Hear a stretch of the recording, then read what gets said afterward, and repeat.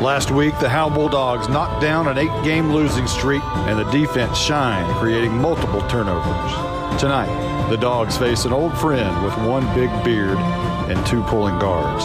The Dogs look to improve to 2-1 by ringing bells in their backyard. Strap it on tight. It's football time in Texas.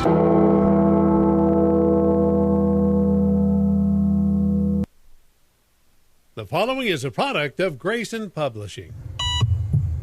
Warning, the following high school football game is not for the faint of heart. Kiss him goodbye. It is touchdown time in Texas. It's a Haley's Comet for the first time in his career. Please take all necessary precautions. Kiss him goodbye.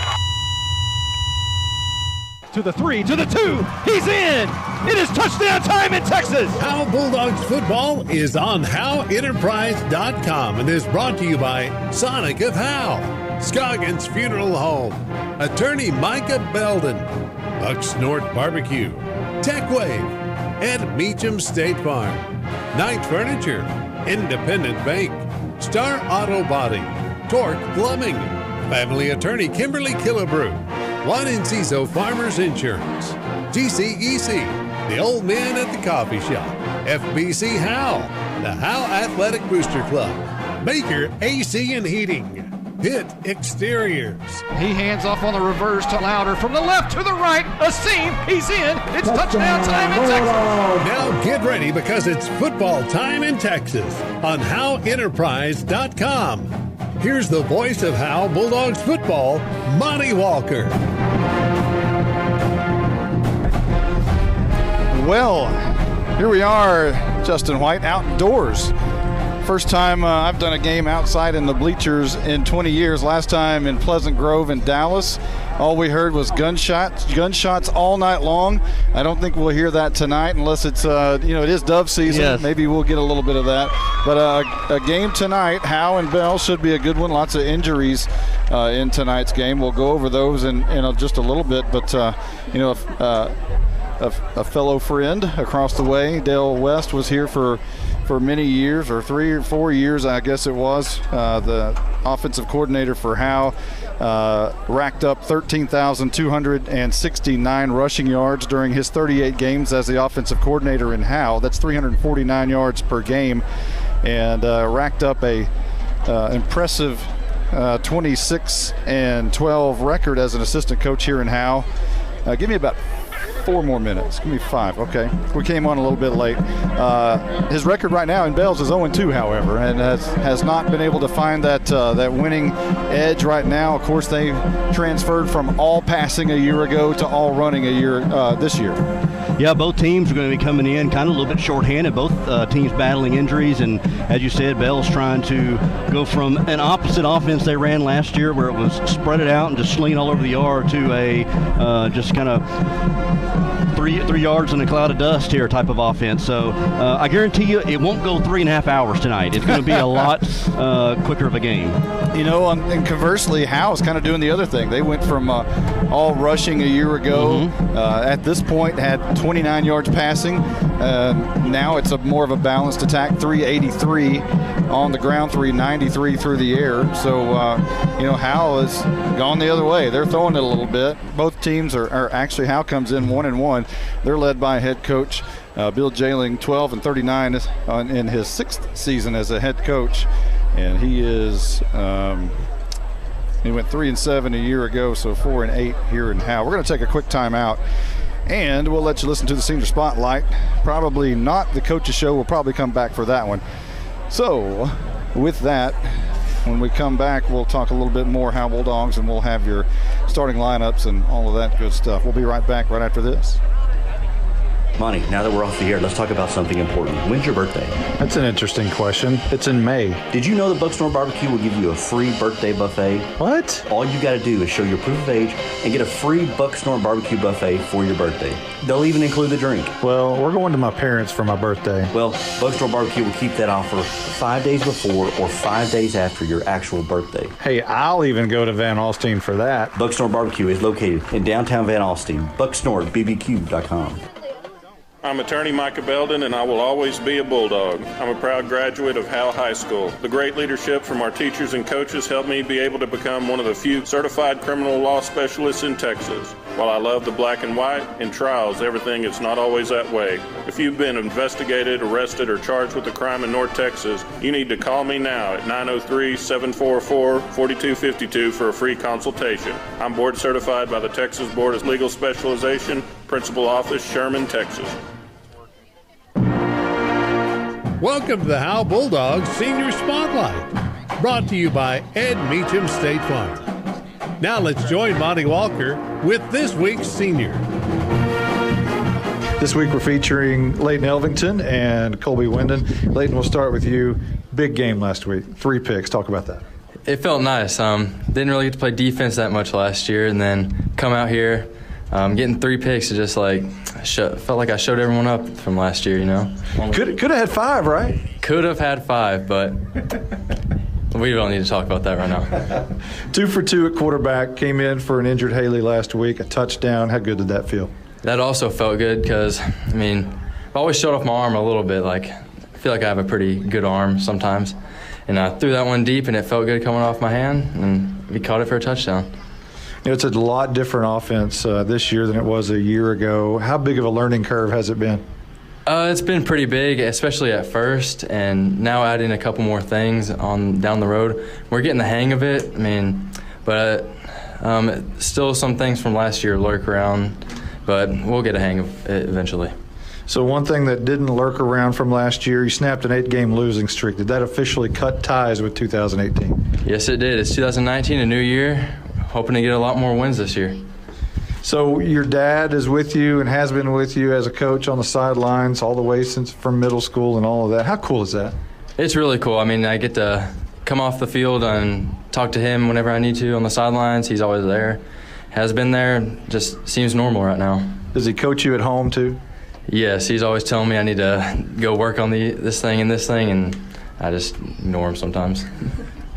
So what else are you involved with here at Howe High? I'm looking forward to playing basketball, baseball, and I help my dad out a little bit when he needs it around at the middle school and everything, and just doing whatever I can. This is more than a bundle. This is way more than a combo deal. It's your sanctuary, your home field. It's where everything happens. This is your home, your car, your memories. And you want to be sure they're protected with home and auto insurance. As your State Farm agent, I get it. That's why I'm here to help life go right. My name is Ed Meacham, and I'm your Howe State Farm agent. Give me a call at 903-892-3923 or on the web at MrEdInsurance.com.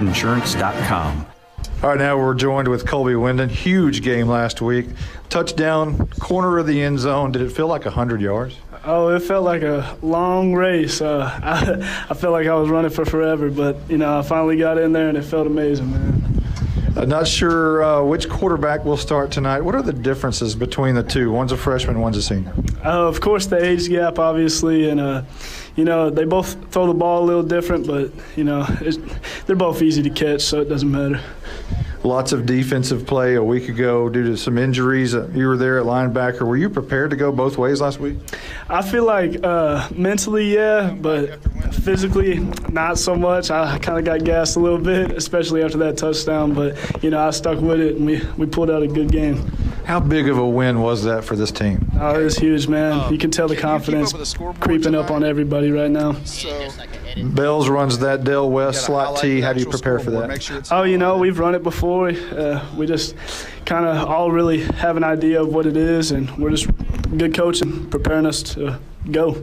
So what else are you involved with here at Howe High? I play baseball, and that's really about it, honestly. Well, you're a good starting pitcher. I know there's a bunch of strikeouts when you're on the mound. Talk about that. Oh, yeah. Just rear back, throw it in there. So what's your best pitch? I say curveball. I got a pretty nasty curveball. But all right, curveball pitcher, linebacker, receiver. He does it all. We'll be right back right after this.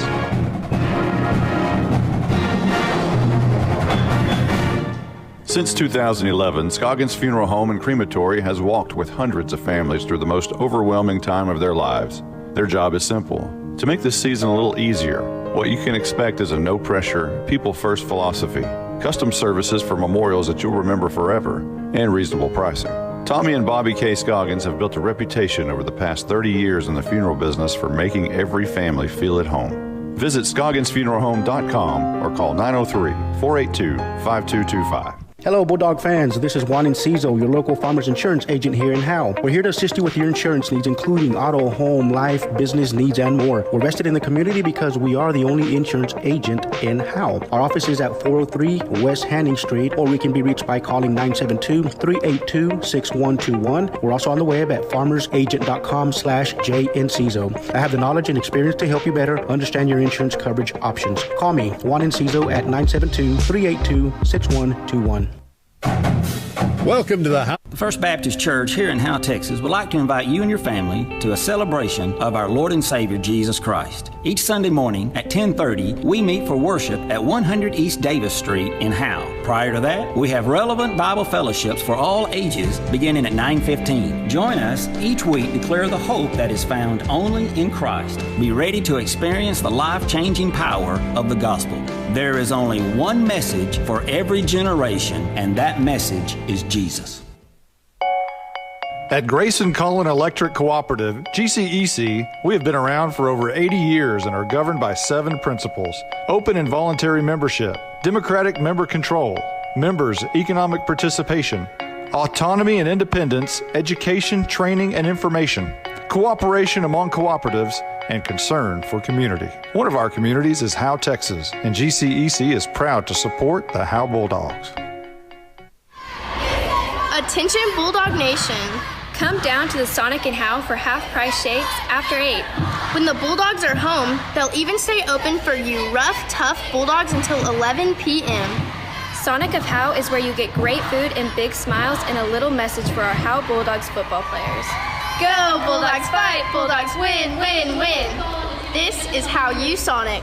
It's not just good, it's Sonic good. You win the most of your Welcome back. We're in Bells, Texas. We are in the bleachers, Justin White. We haven't had the pleasure of being outdoors, you and I, for a game. I know you did sidelines for us a few years back, and you were outdoors all the time. But like I said, it's been a while since we've done. We were up on top of the press box. Yeah, we did one in of those. Callisburg, and I think in Munster we did that one year. Michael Mosier, but nothing like this in the bleachers. It's quaint. We're nice and cozy. Different. You know, I probably need to send our spotter Carson Grogan over there. Look at our crowd, Mike, and it's kind of angling up. Probably need to push that a little bit down towards the field. There's some tape in one of those bags, so if you could help us out with that, I'd appreciate it. While we're talking about sidelines and microphones and everything on the field, let's talk for the first time tonight to our sideline girl. Hi, guys. Caroline. Hello, hello. Hello. Oh. Hello. Hello. Hello. Hey. Hi. We hear you. We hear you loud and clear. So the weather tonight is actually amazing. It's 85 degrees, and that is going to be the high. Hate to break this to you, Monty. 40% chance of rain tonight. 40? 40. Oh, okay. Friday the 13th, right? I mean, my goodness. And some injury updates for you. Austin Haley has started the concussion protocol, so we'll see him next week. He will not be playing tonight. And Jordan Jones is going to be our emergency quarterback tonight.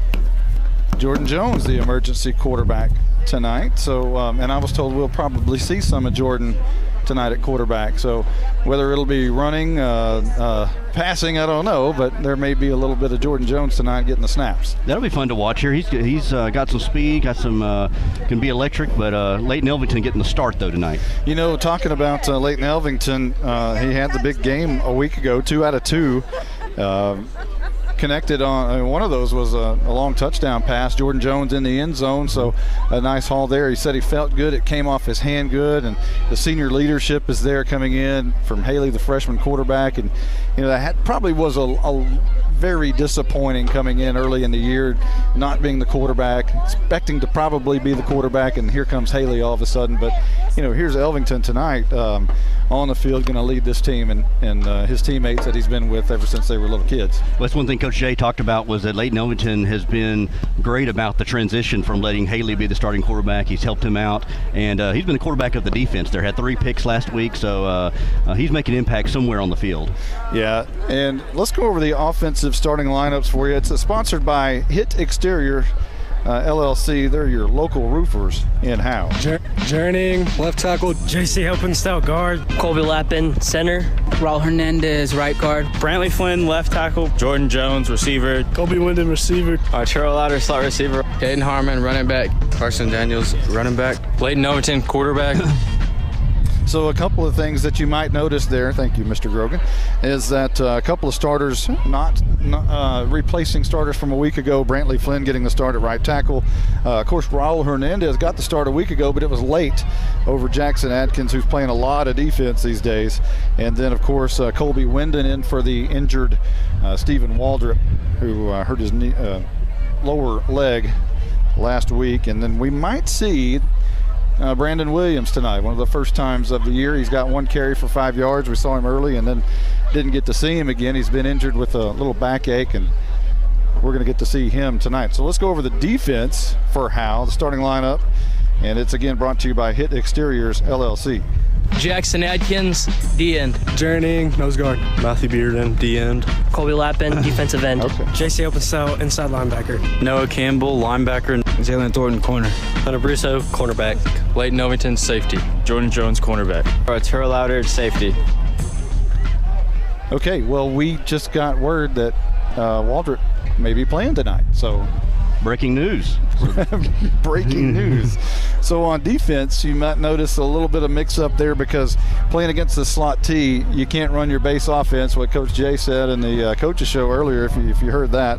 So they're going to have basically 10 in the box, 7 down linemen, that kind of thing. When you play a slot T, it's a little bit different than your normal average defense. So, and or offense rather, because they just want to run the ball, and they want to, the idea here is you start at 1st and 10, you get to 2nd down and 7, you get to 3rd and 4, you get to 4th and 1, and then you go for it on 4th and 1. That's the whole idea, and then you take the entire clock off of the first quarter or whatever quarter it is, you punch it in, and then you give it back to the other team. It's the trade-off of passing the football is getting that 4th down, that 4th and short. So it's being able to keep drives alive, not necessarily getting the big play, although when the slot T was in Howe, there was lots of big plays. But Tyler Grisham isn't suiting up for Bells. Anthony Hawthorne isn't suiting up for Bells. Clay Marshall is not suiting up for Bells tonight. Yeah, it'll be interesting to see. Coach Jay talked about with the defense this week, saying it's going to be a boring week with defense, because it's an offense that just may kind of lull you to sleep there.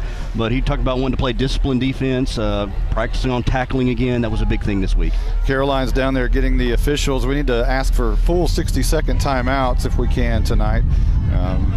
Sometimes the smaller town referees don't always allow for full 60s. They try to get this, and this is going to be a quick game. So this will be. I can already tell you we're going to have a hard time getting all those commercials in, because there's not going to be a lot of break in the action. So bear with the sponsors. The starting lineup for the Bells Panthers on offense. Up front, Tanner Hayes, the left tackle, the left guard, Landon Nelson, the center, Cade Doggett, the right guard, Ben Branham, and the right tackle, Scott Straw. That's 1,430 pounds of beef up front. They average 238 across the front line, does Bells. The swing man is Keaton High, the quarterback Blake Rowland, and the tight end who has 16 pancakes already on the year is the big Blake Peters. He's 5'8", 240. The slot is Tyler Hawthorne, and the halfback Grady Waldrop, number 24. He's a freshman. He got called up because their best player offensively and defensively will not play tonight. That being Wrangler Priest. He is out tonight, not being able to play. Also, Condor Morris is not able to play. He plays the slot. So anybody who scored a touchdown for Bells is not playing tonight. That's good news for Howe. The fullback, number 20, is Bo Baker. And we'll hear about Baker and Hawthorne and Waldrop a lot tonight because they love to run the football. On the flip side, defensively for Bells up front, Hogan Harris, Colton Yates, Cole Moore, Drake Stevens, and Hank Weaver. The linebackers, Ezekiel Carrasco, Kenyon Payne, and the secondary, Ben Stevens, Bo Baker, Caden Pyle, and Keaton High. We're going to take a quick time out. The players are warming up in the north end zone. So we'll take a quick one. We'll be right back right after this timeout. If you've ever been in an automobile accident, who do you trust for your needed repairs? Star Auto Body is Texoma's most trusted body shop, serving all of Grayson County and surrounding counties since 1992. Star Auto Body is locally owned and operated. Services include major collision repairs with or without insurance claims, minor cosmetic repairs, parts replacement, and refinishing. Choose Star Auto Body and Alignments in Howe, Texas, 903-532-5365. Star Auto Body of Howe, Texas. This is attorney Kimberly Killebrew. I'm a Howe resident with 27 years experience practicing family law. I service the greater North Texas area, including Grayson, Collin, and Denton counties. Call 214-432-1595 to schedule a consultation to discuss your divorce, child support, custody, or family law needs. Mention this ad and you receive a free 15-minute phone conference. In-person appointments are available in Grayson County or our principal office in Plano, Texas. My name is Michelle Walker, Vice President of the Howe Athletic Booster Club. On behalf of the board, we'd like to thank you for your support. Our mission is to support all Howe athletes, girls and boys, middle school and high school. We do this by purchasing new equipment and other items. Without these funds, our athletes would not be where they need to be. It's only $25 to become a member. Hey, this is Coach Jailing. Our motto this year for the Howe Bulldog football team is all in, and all in means our football team, community, parents, everybody. We need everybody to be all in this year, and that includes you guys joining the Athletic Booster Club.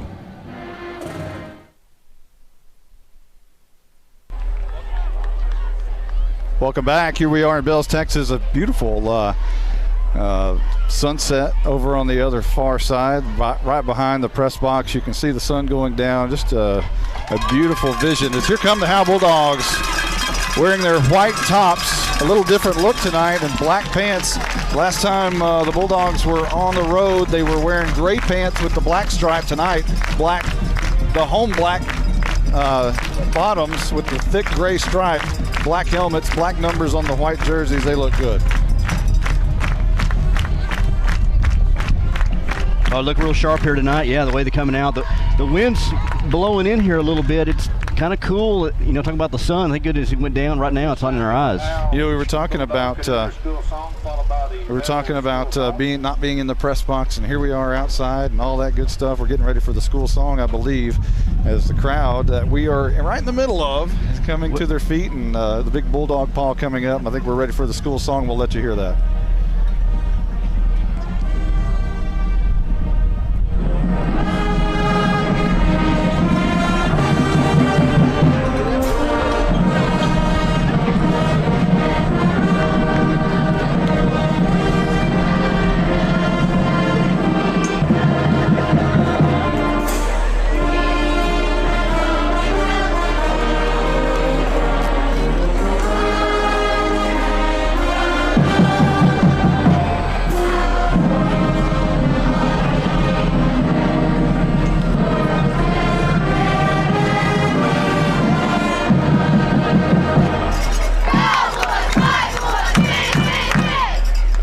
Just about football time in Texas here in Bells.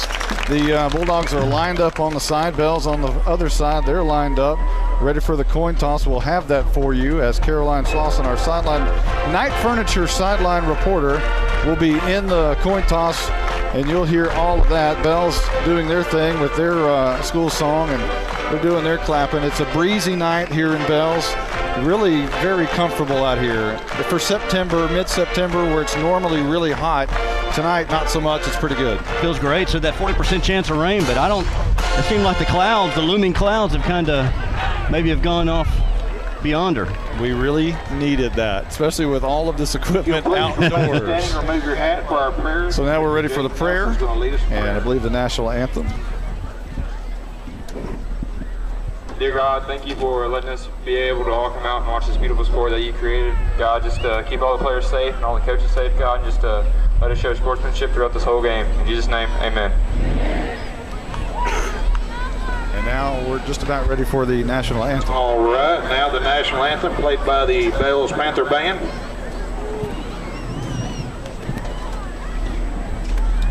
Full house tonight.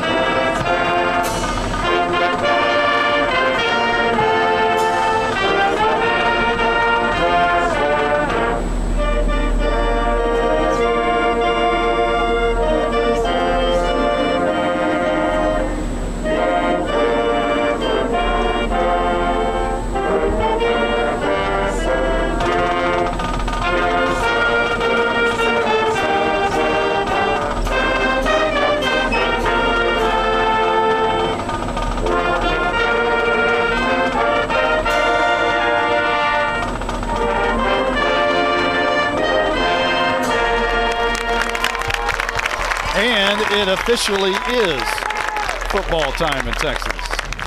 Yeah, you're right, Monty. We are packed in here pretty tight. Luckily, we're on the visitor side here amongst the friendly confines of fellow Bulldogs. Captains making their way out for the Howe Bulldogs will be Jaron Ing, Colby Winden, and it'll be Colby Lappin and J.C. Helpenstell. There was a mix-up a week ago if you are trying to figure out J.C. Helpenstell. He got tossed from last week's game, but he didn't do anything. Howe appealed it, went to the officials, they overturned it, and we're getting ready to go inside the huddle here. 8 losses and 2 ties. Coach Reeves led the Panthers to 3 playoff berths, including 2 by-district appearances and 1 I think we're just about ready as the officials are talking to the captains. Caroline hasn't really stepped in yet. We're waiting on that. It'll be just a moment before she will, and I think she's making her way. Are you flipping or are you just captain? Are you flipping or just captain? Just captain. Yeah. Okay. All right, go ahead and call it now. Heads. What do you say? J.C. Helpenstell calling heads. It is tails. It is tails. Bells has won the toss. No, second half. Well, we want to kick. We want to receive second half. Bells has won the toss, and they have deferred. You want to receive? Yes, sir. Yes, sir.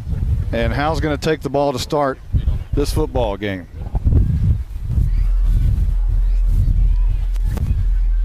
Again, that's our Night Furniture sideline report and our coin toss. We thank Caroline for that. Caroline, that's an interesting view that you always get there.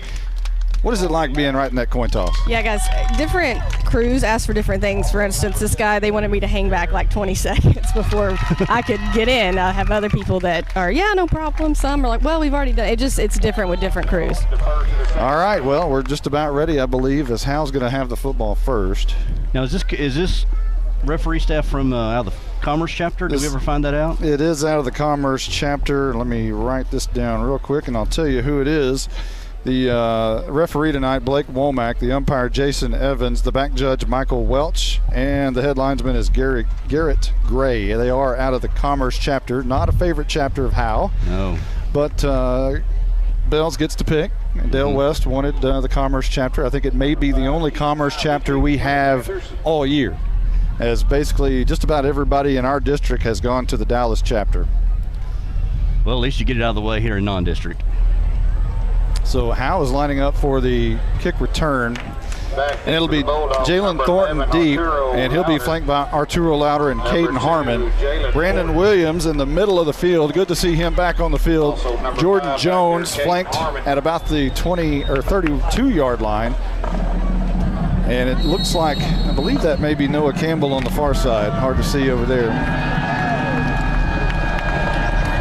Doing the kicking will be Keaton High for Bells, and we're just about underway. High runs to the ball, kicks a high kick, going to be taken by an up man. Harmon lets it just go out of bounds, and Howe's going to have good field position to start here across the 30-yard line.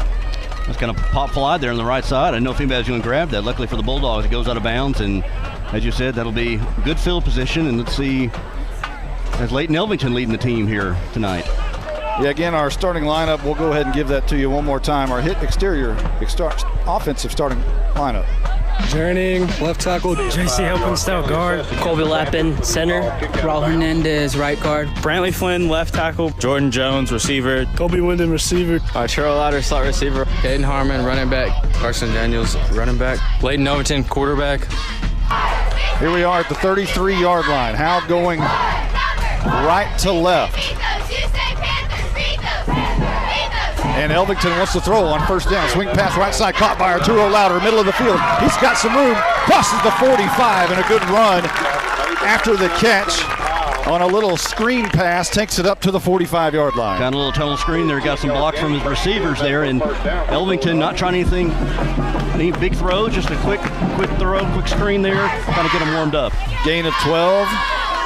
A first down for Howe on their first play of the game. A good start as Elvington in for the freshman quarterback, Austin Haley.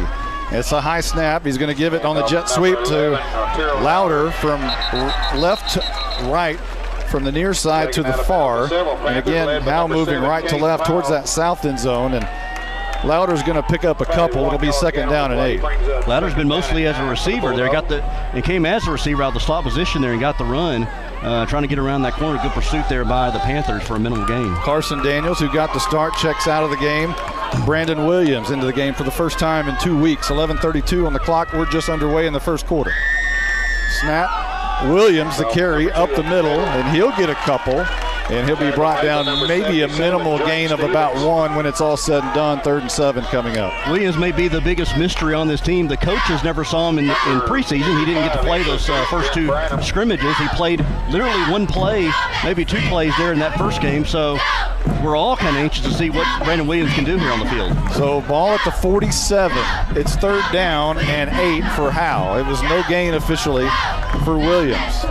Elvington in the gun, and movement before this play can get underway. Howe's going to be backed up 5 yards as Lauder went a little quickly on the near slot. I couldn't tell if that was Lauder. Yeah, Ing kind of moved a little bit too, so that'll put the Bulldogs behind the sticks here, 3rd and long, and we'll see what Coach Lynch has in the playbook here for 3rd and long and maybe test the arm of Elvington. They'll mark this back to the 42-yard line. Elvington and company looking to the sideline for the play call.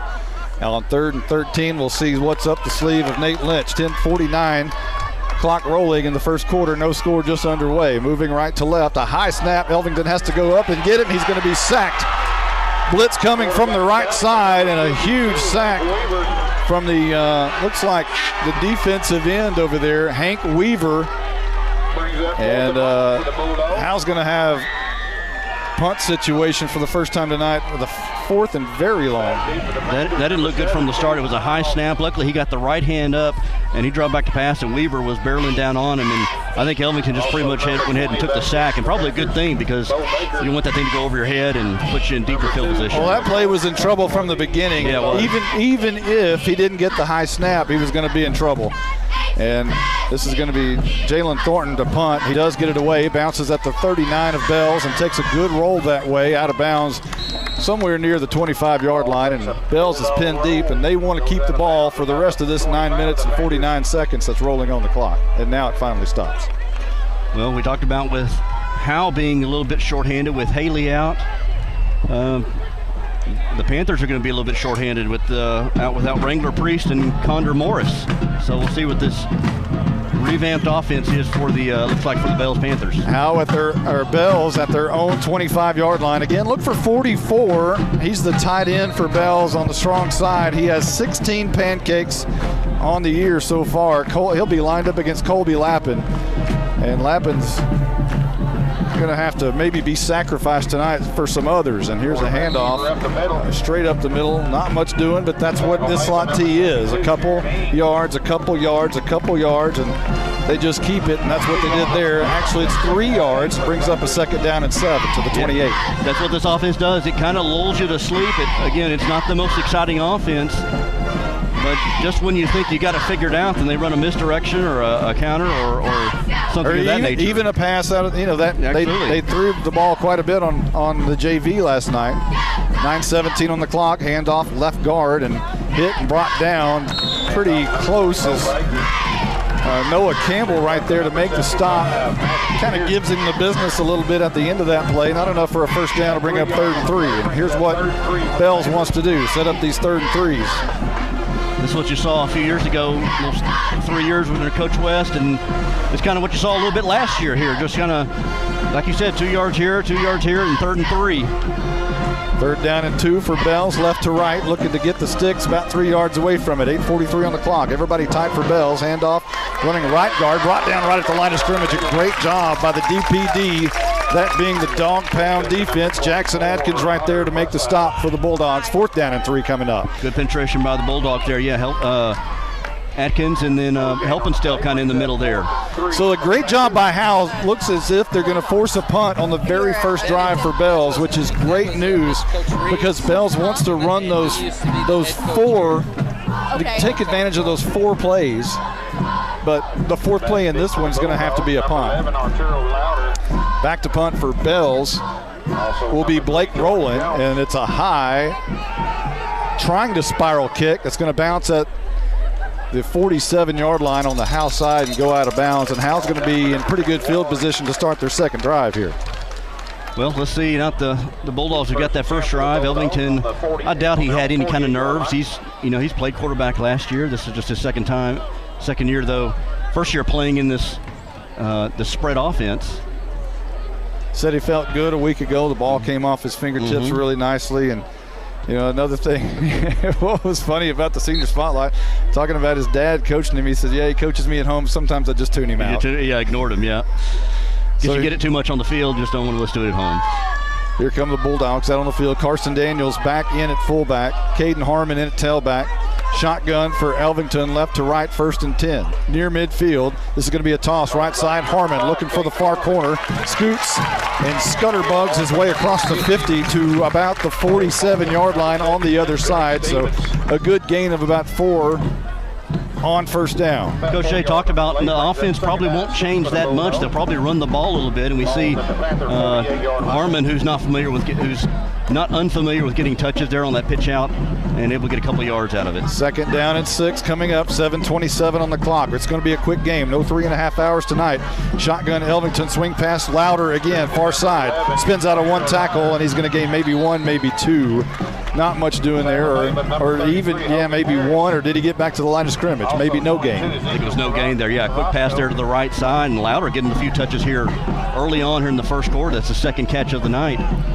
Hey, a nice night tonight, Miss Caroline. How is it down on the field? Guys, we had talked about earlier, it's a full house here, but I don't know why. It's quiet for a full house, in my opinion. I don't know why. Maybe it's just want to hear early in the game. Here's Elvington on a quick outer, and that one is dropped. It would have been a first down. It went right through Harmon's hands. He was at the marker, and it's going to be 4th down for Howe. You hate that because it was right there and just went in and out of his hands. Missed opportunity, yeah. It hit him right there in the hands, just a little bit above his helmet. Definitely catchable ball. I think Harmon knew it. And good accuracy there shown by Elvington. 6:44 on the clock, and Thornton will go back in punt formation again. His toes will touch the 41-yard line. Lappin to snap, good snap. The punt is a good one, end over end kick, going to bounce at about the 10. This is going to be close to the end zone. It's going to be killed by Jordan Jones inside the 10. A great play there, and they'll mark it right at the 10. I think Jalen Thornton is a very underestimated kicker. We don't talk a lot about him as far as his kicks. He's had some pretty good, decent ones in there. Right there, he pinned him deep.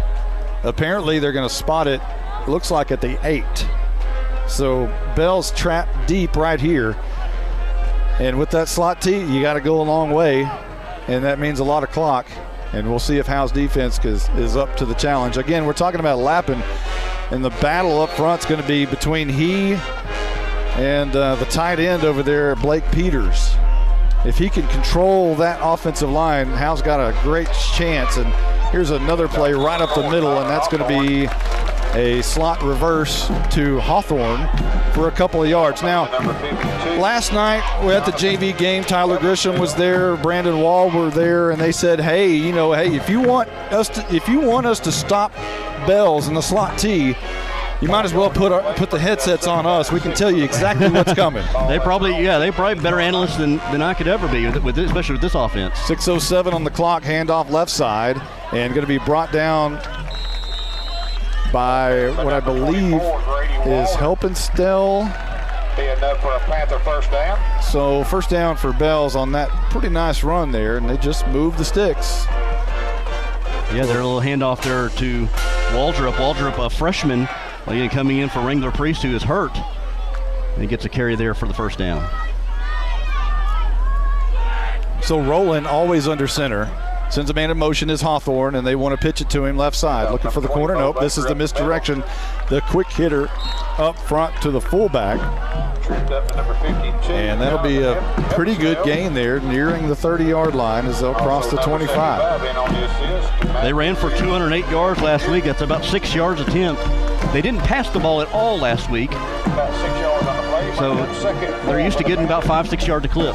Well, there's 7 right there.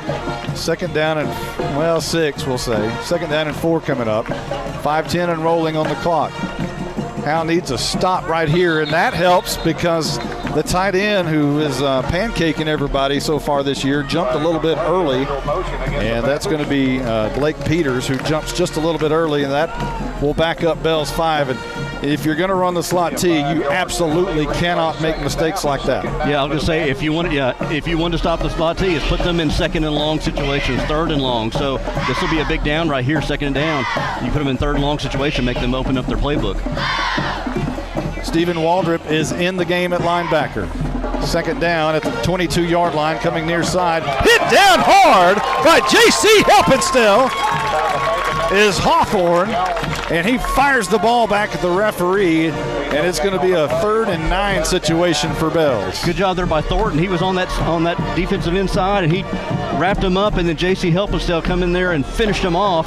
And no gain on the play again. Put him 3rd and 9 situation here. 4.5 minutes. That clock continues to tick. Big play right here. 3rd down and 9. This is huge for Howe.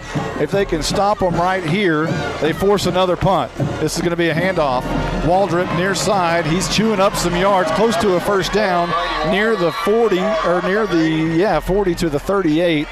And we'll see where they spot it. And they're going to pick up the first down. That was huge. He needed 9. He got more. And Bells picks up the first. Wow.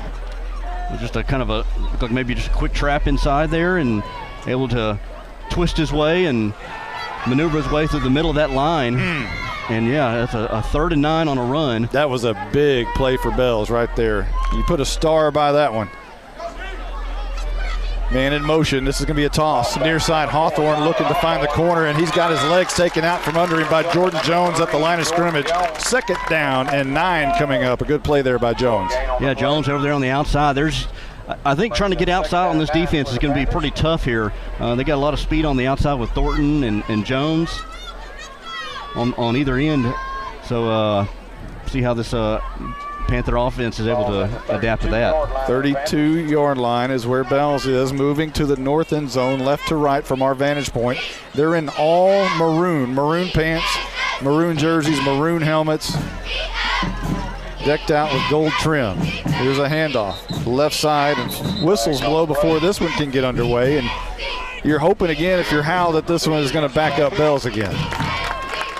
It is going to be offsides against Bells, says our spotter Carson Grogan, and that'll back them up. And again, if you're going to get in a situation where you have a shot to stop this drive already over 3 minutes, you got to be able to come up big on these 2nd and 3rd down situations. Yeah, this will be their longest down and distance right here, about 2nd and 14 they're looking at.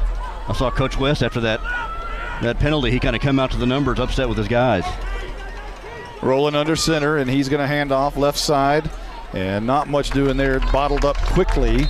Minimal gain of 2 or 3. Number 20, Bo Baker. And they'll get it near the 30 at the 29-yard line, giving 2 yards. 8th play of the drive, 9th coming up. Good job there by Matthew Bearden, I believe, right there in the middle of that. Knifing through the defense to get a tackle. And again, 3rd and long. like we said, they didn't pass any last week. Let's see if they would try to pass here on that, but they did convert a 3rd and long earlier. Over 4 minutes in this drive so far. 3rd down and 12. And rolling, handoff straight up the middle, and this one is not going much of anywhere, maybe 2 yards back to the 30 perhaps, and a 4th down and 12 coming up, and another punt. A great job by the defense to force another punt. It took a little bit longer than you wanted because they were able to capitalize on the 3rd and long earlier, but not the 3rd and 12. Well, they tightened up when they needed to here on that, made the adjustments, and forcing the punt now. 9 plays, and they have to punt, and they take nearly 5 minutes. They do take 5 minutes off the clock. And the punt is a high kick off the side of the foot of the punter, which will bounce on the Bell side of the field and go out of bounds at the 43-yard line. That's Blake Rowland, rather. It went just right off the side of his foot. And Howe's in great shape, field position-wise, on the Bell side to start. Yeah, they got that ball went again off the side, and it kind of hit almost right next to a pile of Bulldog players. Luckily, it went the opposite way of them and toward the Bulldog sideline. But yeah, Bulldogs will have set up camp there at the Panther 43-yard line. Only a minute 34 left in the first because Bells took 5 minutes off the clock on that 9-play drive that they end up punting on. So here we go with Howe back on the field. Carson Daniels at fullback. Jordan Jones in at quarterback. Jones will take the shotgun snap with 2 receivers to either side, with Daniels in the backfield to his right. Barking for it, wanting it, sends a man in motion, and he's going to hand off to Thornton on the jet sweep, but whistles blow before this one could get underway. They were trying to get Thornton to go in motion, and he kept looking around, and a little confusion there with the new quarterback Jones in. That's an interesting wrinkle. I don't think that's anything that Elvington has done wrong. I think that's just an extra, just something different to throw at the defense, putting Jones in at quarterback. We were told that Jones would see the field tonight at that position. So now it's 1st down and 15 from the 48, and Jones stays in at quarterback. Now he sends Thornton in motion, and 2 men going in motion, and this looks a little rough. As Daniels went in motion, or a little bit early anyway, as the cadence is different. When you get quarterback changing, you get different cadences, and guys aren't used to that, and I would imagine that's a situation right now. And Howe had a great field position a moment ago on the Bell side, and here they are now backed up on their own side after 2 penalties at the 47-yard line. 2 back-to-back penalties here, and you got a quarterback in there that's kind of a little bit inexperienced. Thornton in motion, and again, the same thing happens. I wonder if you need a timeout right now. You may need a time. You've had 3 back-to-back penalties, and Elvington is going back in the game. As now Howe is back at their own 42-yard line after 3 straight penalties, false starts. Yeah, and is that the cadence? I mean, is that something with it the had to be with the cadence. It had to be something with the cadence. And now Elvington back in the gun. Daniels, and this is a high snap, swing pass out. Thornton's caught it. He's got the 45 near midfield and out of bounds just shy of midfield at the 49. So they get a little bit of that back, but still a long way to go. The good thing is it's only 2nd down. You see Jalen Thornton here getting his first touch of the game. He's been electric, leads the team in rushing with 30 carries, 245 yards, and he's been electric when he catches the ball, 6 catches for 123 yards, and had his first 2 touchdowns last week receiving. 2nd down and about 20. Elvington throws, swing pass again. Thornton trying to find the near corner, shakes a defender, drags a defender near the original line of scrimmage at about the 45-yard line on the Bell side, and it's 3rd down. Working this near side here, had Jones out there blocking for him and trying to make a little bit of that yardage up. I mean, when you're down back 1st and 20, 1st and 25, I mean, and making these small screen passes. So now a lot of yard to make up. So now it's 3rd and 12, and this will be probably the last play of the first quarter. Brandon Williams checks in for Carson Daniels. Elvington in the gun with his heels standing right on the midfield stripe as the ball's at the 45. Moving right to left, Elvington looks, screen pass out, Harmon, and that one is caught and dropped as he was popped. Immediately as the ball hit his hands, he was hit hard at the line of scrimmage, and it'll be 4th down and 12.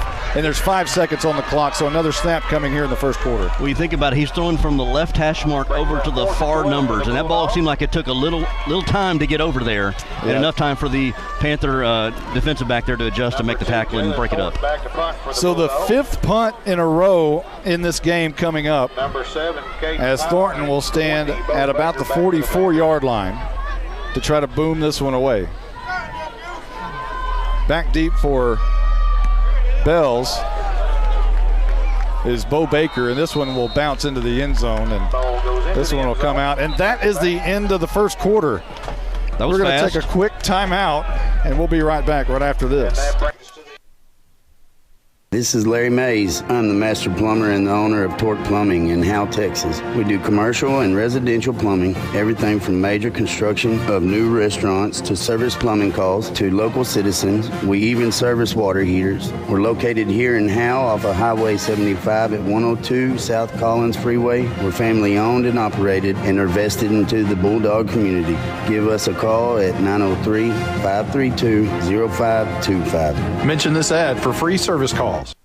To compete at the highest level, you need reliable teammates to share the load, strong leadership, and unquestionable character. It's true in athletics, and it's true with financial services. At Independent Bank, we understand success on the field is a result of unseen hours of hard work and preparation long before the first whistle. Visit any of our branches, and you'll find local bankers invested in the community, committed to building strong business partnerships and helping families reach their financial goals. Independent Bank is proud to be a part of Howe Student Athletics. Member FDIC, Equal Housing Lender. Welcome back. It is the second quarter here in Bells, Texas. And Howe's asking their defense to do a lot here so far in this game. Bells has kept it a long time on offense. Defense done a good job not allowing them to go very far. And flip it over on the near side, and here's a play up the middle and hit hard. JC Helpenstell. We almost got an Eric Zagleski as Helpenstell hit him hard after about a 2-yard gain, and someone is down for Bells. J.C. Helpenstell coming there, filled the hole, and just a textbook tackle, hit him right in the waist area and brought him down. So we have an injured Bells player, and that is the big tight end we were talking about, Blake Peters, and he is going to have to take a breather. He's going to have to come off the field as the trainers are seeing to him. Ball was at the 20 to start this drive just a moment ago with the brand new second quarter clock. And a 2-yard gain takes it to the 22. Second down and 8 coming up for Bells as they're now moving right to left, and they're all maroon jerseys with yellow numbers. The big block B in gold on the helmet. Been that way for many, many years. 11:44 and rolling here in the second quarter. Bells comes to the line of scrimmage. Slot T formation. Everybody tight. Handoff near side and brought down pretty close to about a 3-yard gain is going to be Grady Waldrop, the freshman, getting the big load tonight with Wrangler Priest out of the game, injured. You know, some teams, that run the spread, it's kind of hard to scout for the slot T, but luckily for the Bulldogs, they've run this offense before. 3rd down and 5, and maybe the 8-hole reverse coming up, something like that. And there's Hawthorne. I think that's what's going to happen. Here it is. Hawthorne on the far side. He's hit hard by Helpenstell on the 8-hole reverse. Goes back about 3 yards. They'll actually say he got back to the line of scrimmage. 4th and 5 coming up. And will we see our 6th punt of the game tonight? I tell you what, J.C. Helpenstell is making some man-like tackles out there, coming there and hitting the hole, wrapping them up and bringing them down. So another punt for Bells. And the restless crowd in Pantherland, as you're used to airing this thing out all the time. They're having a little trouble being 0-2 and watching these punts, but here is Rowland on to punt this one away. A wobbly kick, going to send Louder back to his 38-yard line, who makes the catch coming up the near side to the right hash, slung down hard at the 40. And that's where Howe will take over on their next possession.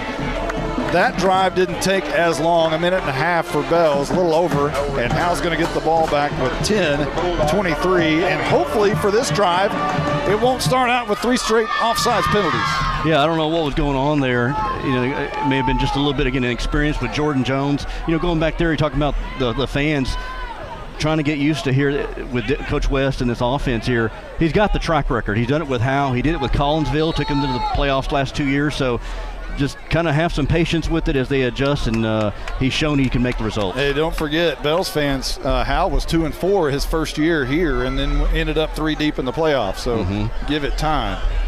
Elvington in the gun, left to right for the first time tonight here in the second quarter. 10:23 on the clock. Handoff to Jalen Thornton looking left, and he's going to be brought down near the line of scrimmage if he even got back, and I don't think he did. Loss of 2. Second down and 12 coming up. Again, Jalen Thornton. 3. Jalen Thornton, we're used to seeing 5, 6, 7 yards a clip by him, and he's taken down behind the line of scrimmage here, so a second and long for the Bulldogs. And again, the Bulldog kind of behind the sticks here. That's kind of been a theme tonight so far. Williams and Thornton in the backfield with Elvington in the shotgun formation. And Elvington, quick hitter up the middle, and there's a big run by Williams. Look out midfield, near midfield. And hello, Brandon Williams. Welcome to Howe, Texas, as he carries that one close to a first down at the 48-yard line. Yeah, just a little draw at the middle there. It was kind of almost like a little misdirection, then just hand right up the middle there, and he got a big hole and puts him in 3rd and short. And yeah, welcome to Bulldog land here, Brandon. So about 3rd and 2 for Howe. Need a big conversion here. Elvington, handoff, Thornton, left side. And boy, nothing doing for Thornton, but he does fight out a little bit and gets close to midfield. It's going to be very close.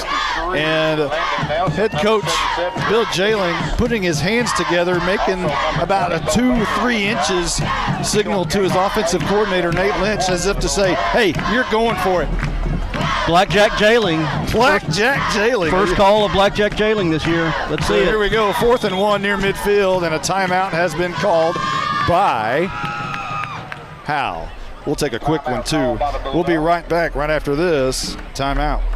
Monty, now that we're off the air, let's talk about something important. When's your birthday? That's an interesting question. It's in May. Did you know that Bucksnor Barbecue will give you a free birthday buffet? What? All you got to do is show your proof of age and get a free Bucksnor Barbecue buffet for your birthday. They'll even include the drink. Well, we're going to my parents for my birthday. Well, Bucksnor Barbecue will keep that offer 5 days before or 5 days after your actual birthday. Hey, I'll even go to Van Alstyne for that. Bucksnor Barbecue is located in downtown Van Alstyne. BucksnorBBQ.com. I'm attorney Micah Belden, and I will always be a Bulldog. I'm a proud graduate of Howe High School. The great leadership from our teachers and coaches helped me be able to become one of the few certified criminal law specialists in Texas. While I love the black and white, in trials, everything is not always that way. If you've been investigated, arrested, or charged with a crime in North Texas, you need to call me now at 903-744-4252 for a free consultation. I'm board certified by the Texas Board of Legal Specialization, Principal Office, Sherman, Texas. Well, Howe decides to go ahead and punt during the break, during the timeout, and they have done so, and Thornton bangs it down around the 25-yard line. So we have had 7 drives in the game, and we've had 7 punts. And Bells with 8:41 is going to take over, moving right to left from their own 25-yard line. I guess gave Coach Jay a chance to think about it and maybe thinking about the long game here. And well, Blackjack decided to hold instead of pushing right there. Maybe, so here's Bells with 8:41 on the clock. Again, they had a 5-minute drive earlier that resulted in a punt, a 9-play drive. That's what they want to do, is take this whole thing. This is going to be quarterback keeper by Rowland, and he will push forward for a few, maybe 3 yards, past the 25 to the 27, maybe a couple. I'll tell you what, when you run this offense, even from a broadcaster's point of view, Monty, it's sometimes hard to figure out who's got the ball with this. Everybody was so compact together, and then trying to figure out who's got it. Hey, do that for 14, 15, right. 3 years, and oh my goodness, yeah, it's not an easy task. But that was a little bit of quarterback sneak up the middle, and only a 2-yard gain. Good job by that defensive line, making the yardage minimal. Here is Rowland, and he has to run out of pressure. Had someone in his face. He runs out of the pocket, and he's going to be close to a first down after about a 7-yard gain. Near the 35, but run out of bounds about the 33. Yeah, it looked like not enough for a first. Maybe a play-action bootleg there, and he was being pursued very heavily and had to just kind of get out of there and got him almost a first down there, 3rd and short. They'll spot him at the 34, needing a yard right here for a first down, just under 8 minutes as he stepped out of bounds, so the clock stops with Bells for one of the very few times when they have the football, the clock is not running. 7:55 on the clock. Gosh, it's only a little after 8 o'clock, too. Here comes Bells to the line of scrimmage, and this will be a handoff right side.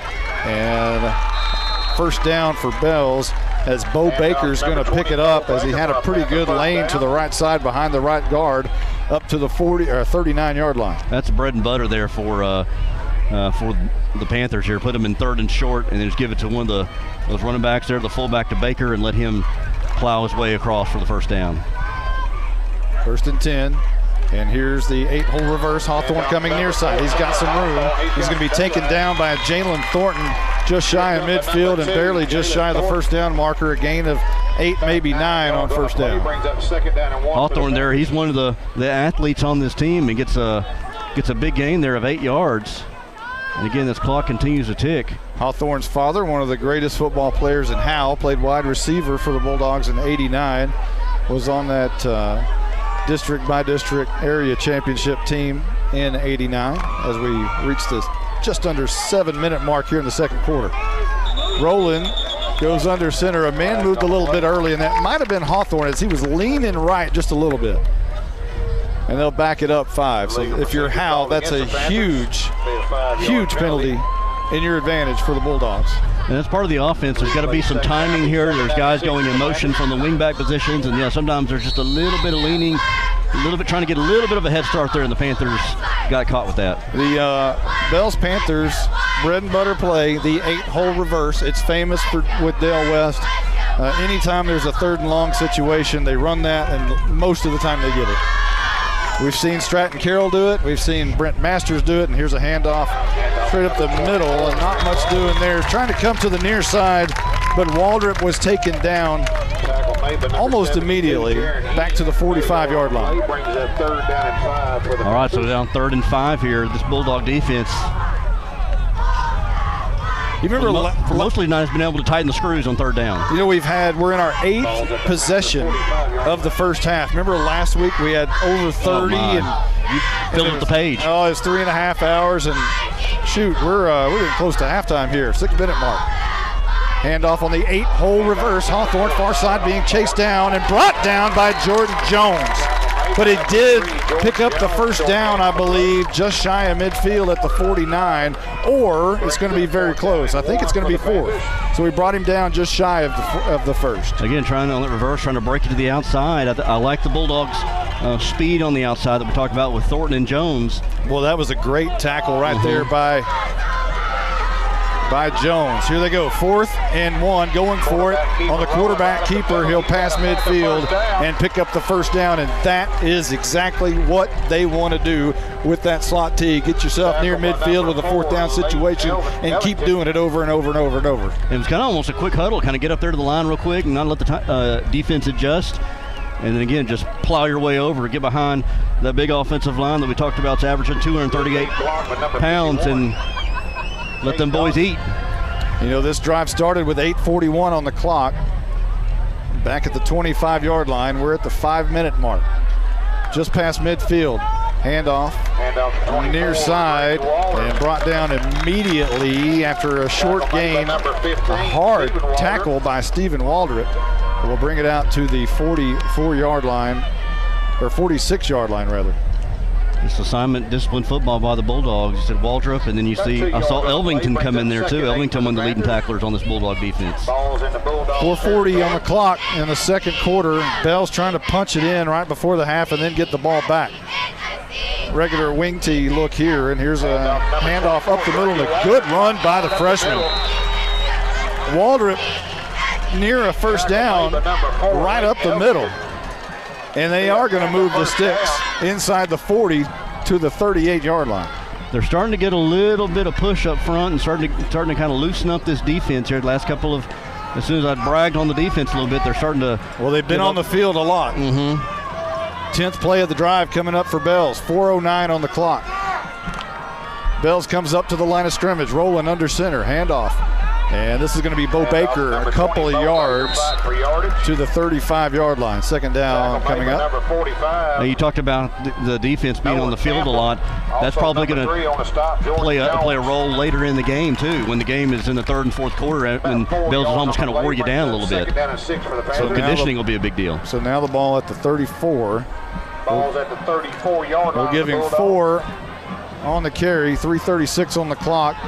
This is a quarterback sneak straight up the middle as Rowland tried to keep it, and he got a few yards as Ing picked up the tackle and his helmet came off. So in comes Will Fleming because Ing has to come out, and Ing has had problems with his helmet all year long. Yeah, he's had big equipment, a lot of equipment issues here last couple of games. Ball at the 33. This is the 12th play of the drive coming up. This the longest drive so far? Yes, and Bells has taken 5 minutes and 30 seconds off the clock. Rowland, handoff, near side, and that's going to be Waldrop again, and he'll be brought down at the 30. Leighton Elvington, also 75. Wow, what a drive Bells is putting together here. 3 minutes exactly on the clock, ball at the 30, and they've put together a 13-play drive from 125-yard line all the way to the other 30. Again, we talk about this offense. It's not the funnest thing to watch. It's just kind of counter here, counter there, and another run. Here's another fourth down conversion attempt, and this will be another fourth down conversion success for Bells as they'll move the sticks again. The second time they've run a fourth down and been successful, as that's the philosophy of this entire offense. That's what they want to do, and they've done a good job of it so far here. 26-yard line is where they are. And the Panther offense is getting into a little bit of a rhythm here. And like you said, they want to run this clock down and get the kickoff in the second half. 2:20 on the clock. Methodically down the field. Handoff up the middle, and Baker, it just keeps his feet moving. And he's going to pick up close to another first down, and he does. And the sticks will move theirs. Now the ball somewhere around the 15-yard line. Again, we have a weird angle. We're in the bleachers on the north side, so we're looking all the way down the field. It appears that the ball is at about the 15-yard line, and this is going to be the 15th play of the drive. Wow. Rowland under center, looking right side, hands off, up the middle. Waldrop gains about 2 or 3, and we're under 2 minutes. Tripped up by number 3. Quick handoff there to Waldrop, and they're starting to get 4 or 5 yards a clip here. At some point, Howe's got to call a timeout and get their defense a break. No kidding. And apparently that's what they just did. Timeout's been called, or Bell's called a timeout. We'll take one, too. We'll be right back right after this. This is more than a bundle. This is way more than a combo deal. It's your sanctuary, your home field. It's where everything happens. This is your home, your car, your memories. And you want to be sure they're protected with home and auto insurance. As your State Farm agent, I get it. That's why I'm here to help life go right. My name is Ed Meacham, and I'm your Howe State Farm agent. Give me a call at 903-892-3923 or on the web at mredinsurance.com. Welcome back. We're going to cut that one a little short because apparently the officials are going to cut it short. We have it checked down with Caroline in a little bit. Caroline's down there on the sidelines. What did Coach Jay, what was the feeling down there as he was talking to the players? Guys, when the timeout was called, it was just very obvious that the defense needed a break, and it was just kind of calm and just telling them to do what they do best. They clearly needed a break. They've been out here for a long time. The defense has been on the field basically the entire first half as far as time of possession is concerned, and here comes Bells back on the field. That was an interesting timeout that the Bells called the timeout because they were moving the ball pretty well, had Bulldogs on their heels. 1:55 on the clock. Rowland wants to keep it up the middle, and he does. He's going to be brought backwards by Noah Campbell. But forward progress is going to take him near a first down. So it's going to bring up third and short, third and about 1 or 2. Which is exactly where the Panthers are going to be, at third and short inside their 5-yard line. Minute and a half almost left to go in the first half. And like I said, though, that was an interesting timeout there. They had the Bulldogs on their heels reeling, and they called a timeout. 1:25 on the clock. Handoff up the middle. And this is going to be Waldrop. And he's maybe going to pick up the first. And he does. So they're going to, unless there's a turnover here inside the 5-yard line at the 4, they're going to be able to run the clock out. And I wouldn't be surprised if they don't just try to take it all the way down and try to punch it in at the very last minute and give Howe 0 time with the football. So 1:09 on the clock. Rowland goes under center. This will be a handoff near side. Waldrop punched right before he can get in the end zone. And with 1:01 rolling on the clock, Bells is going to have to get up and try to do something with it. 56 seconds on the clock. They can't call a timeout. They're not electing to do so. They got plenty of time to do it, and good tackle. I didn't see who that was that made that tackle, but got him right at the goal line, hit Waldrop right at the goal line, pushed him back. Bulldogs, I know they're tired. They're just going to have to dig deep here, though. 19th play of the drive, 38 seconds on the clock, and Howe has called the timeout. We'll take 1-2 real quick. We'll be right back right after this. Since 2011, Scoggins Funeral Home and Crematory has walked with hundreds of families through the most overwhelming time of their lives. Their job is simple: to make this season a little easier. What you can expect is a no-pressure, people-first philosophy, custom services for memorials that you'll remember forever, and reasonable pricing.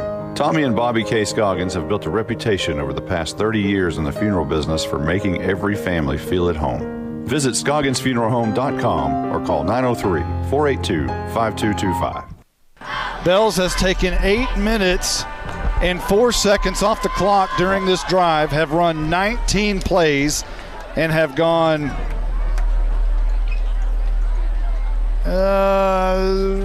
73 yards. And had what, probably 2, 3 fourth down conversions? Probably somewhere in there? At least 2 that I can recall. 37 seconds on the clock just before the half. Howe needs a turnover right here. Got to do something to keep Bells out of the end zone. Bells at their own 2, 37 seconds. And this is going to be a handoff. And the Panthers go up 6-0 here in the first half with 36 seconds left to go in the second quarter. That was a textbook Del West type of drive.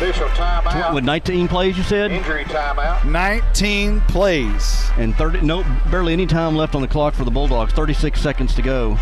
It took 8 minutes and 5 seconds off the clock. And that is your hit exterior scoring drive recap as Bo Baker punches it in from the 2-yard line. We have an injured player down on the field. We're going to take a quick timeout while they're attending to that player. We'll be right back right after this. Hello, Bulldog fans. This is Juan Enciso, your local farmers insurance agent here in Howe. We're here to assist you with your insurance needs, including auto, home, life, business needs, and more. We're vested in the community because we are the only insurance agent in Howe. Our office is at 403 West Hanning Street, or we can be reached by calling 972-382-6121. We're also on the web at farmersagent.com/JEnciso. I have the knowledge and experience to help you better understand your insurance coverage options. Call me, Juan Enciso, at 972-382-6121. At Grayson Cullen Electric Cooperative, GCEC, we have been around for over 80 years and are governed by 7 principles: open and voluntary membership, democratic member control, members' economic participation, autonomy and independence, education, training, and information, cooperation among cooperatives, and concern for community. One of our communities is Howe, Texas, and GCEC is proud to support the Howe Bulldogs. Attention Bulldog Nation. Come down to the Sonic and Howe for half-price shakes after 8. When the Bulldogs are home, they'll even stay open for you rough, tough Bulldogs until 11 p.m. Sonic of Howe is where you get great food and big smiles and a little message for our Howe Bulldogs football players. Go Bulldogs fight, Bulldogs win, win, win. This is how you Sonic. It's not just good, it's Sonic good. You win the most. Once again, it's Blake Peters. That's the injured player for Bells as he gets up and is making his way off to the sidelines. Now, Bells has to kick a PAT here, and one of the good things for Howe is they're getting a breather, but the bad thing is they're about to go into the halftime locker room down 6 or 7-0. Yeah, but it may be a good time to go in the locker room because they've got to be gassed right now after that big long drive. The offense, it's and that's the thing with Howe. There's so many players going both ways as well that really need a break. 36 seconds on the clock. And we're ready for the PAT as Keaton High will be the kicker. The holder is Tanner Carter, and the deep snapper is Cade Doggett. And the soccer-style kicker, High, is trying to kick this one high through the uprights. It's a medium kick, and it's good. So Bells takes a 7-0 lead. However, there's flags on the play. Running into the kicker is going to be declined, apparently. And Bells is going to take a 7-0 lead. We're going to take a quick timeout. We'll be right back right after this. If you've ever been in an automobile accident, who do you trust for your needed repairs? Star Auto Body is Texoma's most trusted body shop, serving all of Grayson County and surrounding counties since 1992. Star Auto Body is locally owned and operated. Services include major collision repairs with or without insurance claims, minor cosmetic repairs, parts replacement, and refinishing. Choose Star Auto Body and Alignments in Howe, Texas, 903-532-5365. Star Auto Body of Howe, Texas. This is attorney Kimberly Killebrew. I'm a Howe resident with 27 years experience practicing family law. I service the greater North Texas area, including Grayson, Collin, and Denton counties. Call 214-432-1595 to schedule a consultation to discuss your divorce, child support, custody, or family law needs. Mention this ad and you receive a free 15-minute phone conference. In-person appointments are available in Grayson County or our principal office in Plano, Texas. Well, it was 2 plays and 75 yards, and it took 8 minutes and 5 seconds off the clock for Bells to score. And there's 36 seconds left here before the half. Keaton High's kick's going to bounce and be taken by Harmon at the 25, looking for the middle of the field, trying to escape, does for a moment, and this is going to be tackled by a host of Panthers at about the 30-yard line, and 22 seconds on the clock. We'll see what Howe tries to do right here, right before the half. Do you play conservative, or do you try to go for the home run ball right here? I think you play conservative at this point. Again, I think you're tired. You got Elvington, who is playing defense on there. He's at quarterback right now. Jalen Thornton was in there. He was playing defense. So a lot of those guys who were playing defense on the last drive are on offense right now. So I think at this point you just kind of you're down 7-0, take what you got here and go back in the locker room.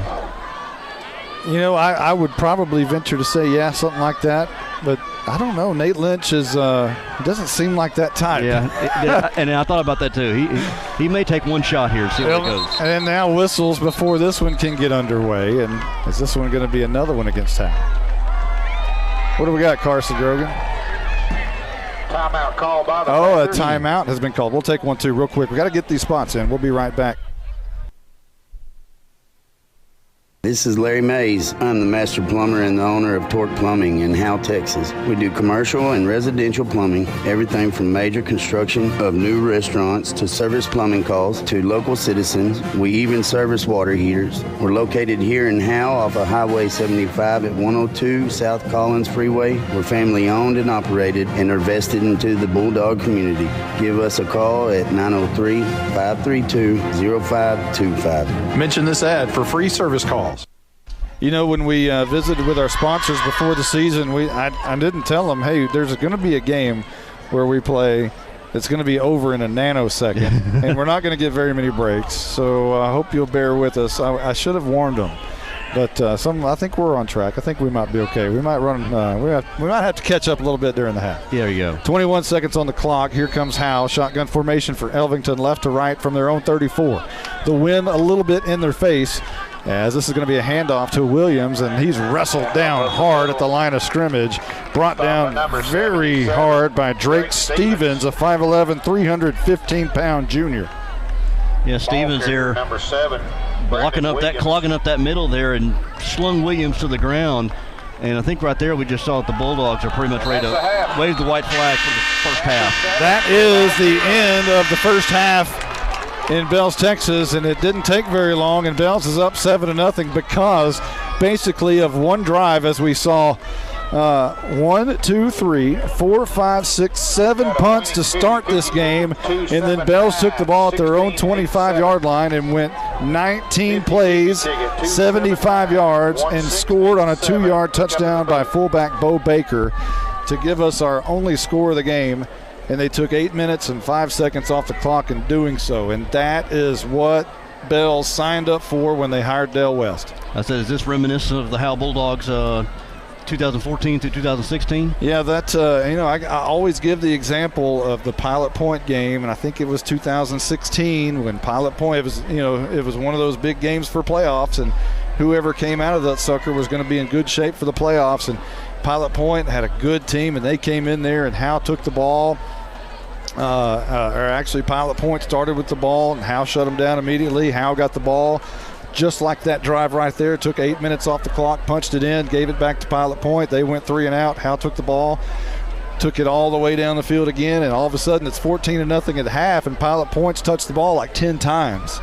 And then Howe gets the ball to start the second half, does the same exact thing, and it's 21-0 Howe. And Pilot Point's touched the ball like 10 times. So then they start panicking and doing things that they normally don't do, and the game was over basically after the first drive of the second half. It'll be interesting to see the chess match between Coach Zagleski and Coach West and his offensive staff here, as the defense is going to try to adjust to the slot T offense and hopefully get your offense some more possessions. Hey, was anybody griping about last week's game being long?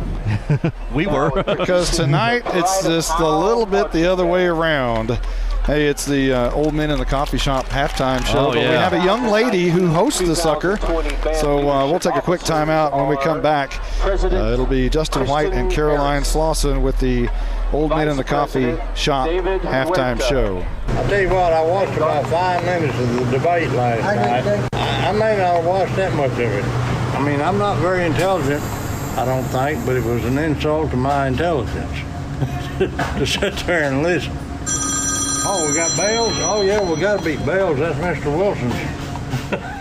Sometimes we get turned up at the coffee shop, but at Baker AC and Heating, we want to make sure your heat gets turned up or your AC gets turned down. Celebrating 50 years in business with all of our friends, not just the ones at the coffee shop. Still located on Highway 5. Come by and see us. To compete at the highest level, you need reliable teammates to share the load, strong leadership, and unquestionable character. It's true in athletics, and it's true with financial services. At Independent Bank, we understand success on the field is a result of unseen hours of hard work and preparation long before the first whistle. Visit any of our branches, and you'll find local bankers invested in the community, committed to building strong business partnerships and helping families reach their financial goals. Independent Bank is proud to be a part of Howe Student Athletics. Member FDIC, Equal Housing Lender. Monty, now that we're off the air, let's talk about something important. When's your birthday? That's an interesting question. It's in May. Did you know that Bucksnore Barbecue will give you a free birthday buffet? What? All you got to do is show your proof of age and get a free Bucksnore Barbecue buffet for your birthday. They'll even include the drink. Well, we're going to my parents for my birthday. Well, Bucksnore Barbecue will keep that offer 5 days before or 5 days after your actual birthday. Hey, I'll even go to Van Alstyne for that. Bucksnore Barbecue is located in downtown Van Alstyne. BucksnoreBBQ.com. I'm attorney Micah Belden, and I will always be a Bulldog. I'm a proud graduate of Howe High School. The great leadership from our teachers and coaches helped me be able to become one of the few certified criminal law specialists in Texas. While I love the black and white, in trials, everything is not always that way. If you've been investigated, arrested, or charged with a crime in North Texas, you need to call me now at 903-744-4252 for a free consultation. I'm board certified by the Texas Board of Legal Specialization, Principal Office, Sherman, Texas. Welcome to the Old Men at the Coffee Shop halftime show, sponsored by Baker AC and Heating. Now here's Caroline Slauson, Justin White, and Blake Burnett. Hi, Justin. You're just leaving me hanging. We're going to put your headphones on. I was going to host it by yourself tonight. You're just looking at me like, oh, is it time?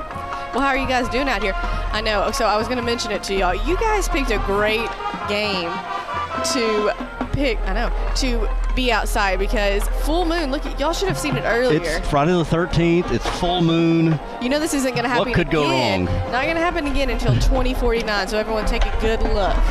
Everybody in the stand. I'm just kidding. I'm sure. So you guys had mentioned this all starting last week, and have they thrown the ball? Has Bell's thrown the ball at all? Not think once. So. Not once. So this is all rushing. What does Howe have to do to get back in this game? Not that they're out of it, but to keep up. Well, I think as far as tackling, I think they're tackling well. I think it's just getting off their blocks. I think they're bringing their linebackers up. I don't. This is going to be a tough one here. This is a tough one to get. Yeah. The good thing is that they've done this before. They've ran this offense before, so Coach Zagleski is familiar with it, and the defensive staff is just trying to make the stops and just, as Coach Jay was saying during the coach show, was you just got to get after it, and you got to play disciplined football. They haven't given up any big plays. It's just been methodically just over 3 and and over, 4, same 5 thing yards. And if they're not going to, if they can't get those stops, they're just eating up this clock, And again, I know y'all mentioned it after last week's, 3-hour whatever game it was. Is it 8:30? And it's just now 8:30. We've been in this an hour, and we're already at halftime. So they've got to make a stop on defense. Yeah, and like I said, getting off the blocks, talking about that front. It starts with that front line. Is it with Bearden? They've got 4 defensive linemen up there. Usually they have 3. You got Lappin and Atkins and Ing up there and Bearden, and those guys. Big boys. Yeah, and they were doing good there at the beginning, but it's just those are big guys. They're just starting to wear them down. And this is a pretty big offensive line here for the Panthers. Yes. Well, someone that you guys have mentioned and is just getting big hits is J.C. Hephamsell, and he's just doing great. Yeah, he's doing his job here. Again, we talked about the outside there. Jordan Jones and Jalen Thornton have done a good job of containing the outside, not letting them it's pretty much just keeping it in between the tackles there. Right. So they've done a good job there on pursuing. Well, after those 3 mix-ups with Jordan Jones at QB, we got Leighton in, and hopefully they can just get something going on offense. Yeah, I think offensively, we said their possessions are going to be limited in the second half, so they've got to take full advantage of them. Got to get this running game going. And Leighton may have to make some plays here with his arm, get the ball into some of his playmakers. We haven't seen Jalen Thornton a lot tonight. That's another thing. Get him going, get him moving. What's it like on the sidelines? Are they frustrated there? Or it's like y'all had asked when they had that timeout, when Bells took that timeout. It was actually really calm with what had happened, and the defense, going all the way down, letting them go all the way down, and you could just tell they were so tired, and they really just needed a break. And like I said, we've been talking on the sideline, the other media people down here. It is a quiet game. I don't know if y'all are getting that up here, but it is a very quiet game. From Howe side or both sides? Both sides, all around. So I don't know what is going on. Well, again, there haven't been a lot of just huge plays. It's just been kind of... it's just quiet. Yeah. And so it's weird. At least for the Bulldogs, we're going to need to get some energy on the sidelines and maybe they got Coach Lynch has something up his sleeve here to get this offense going. Let's not count on that. Yeah, they got it. I think they got it. We'll be back on the other side of the break with some scores around the area, and we'll look at some stats here at Blizzard. Blizzard got things. Blizzard's got it going. Blizzard's got it going. 7-0 here at half. Bells on top of Howe. We'll be back right after this. I'll tell you what, I watched about 5 minutes of the debate last night. I may not have watched that much of it. I mean, I'm not very intelligent, I don't think, but it was an insult to my intelligence to sit there and listen. Oh, we got Bells? Oh, yeah, we got to beat Bells. That's Mr. Wilson's. Sometimes we get turned up at the coffee shop, but at Baker AC and Heating, we want to make sure your heat gets turned up or your AC gets turned down. Celebrating 50 years in business with all of our friends, not just the ones at the coffee shop. Still located on Highway 5. Come by and see us. This is Larry Mays. I'm the master plumber and the owner of Torque Plumbing in Howe, Texas. We do commercial and residential plumbing, everything from major construction of new restaurants to service plumbing calls to local citizens. We even service water heaters. We're located here in Howe off of Highway 75 at 102 South Collins Freeway. We're family owned and operated and are vested into the Bulldog community. Give us a call at 903-532-0525. Mention this ad for free service calls.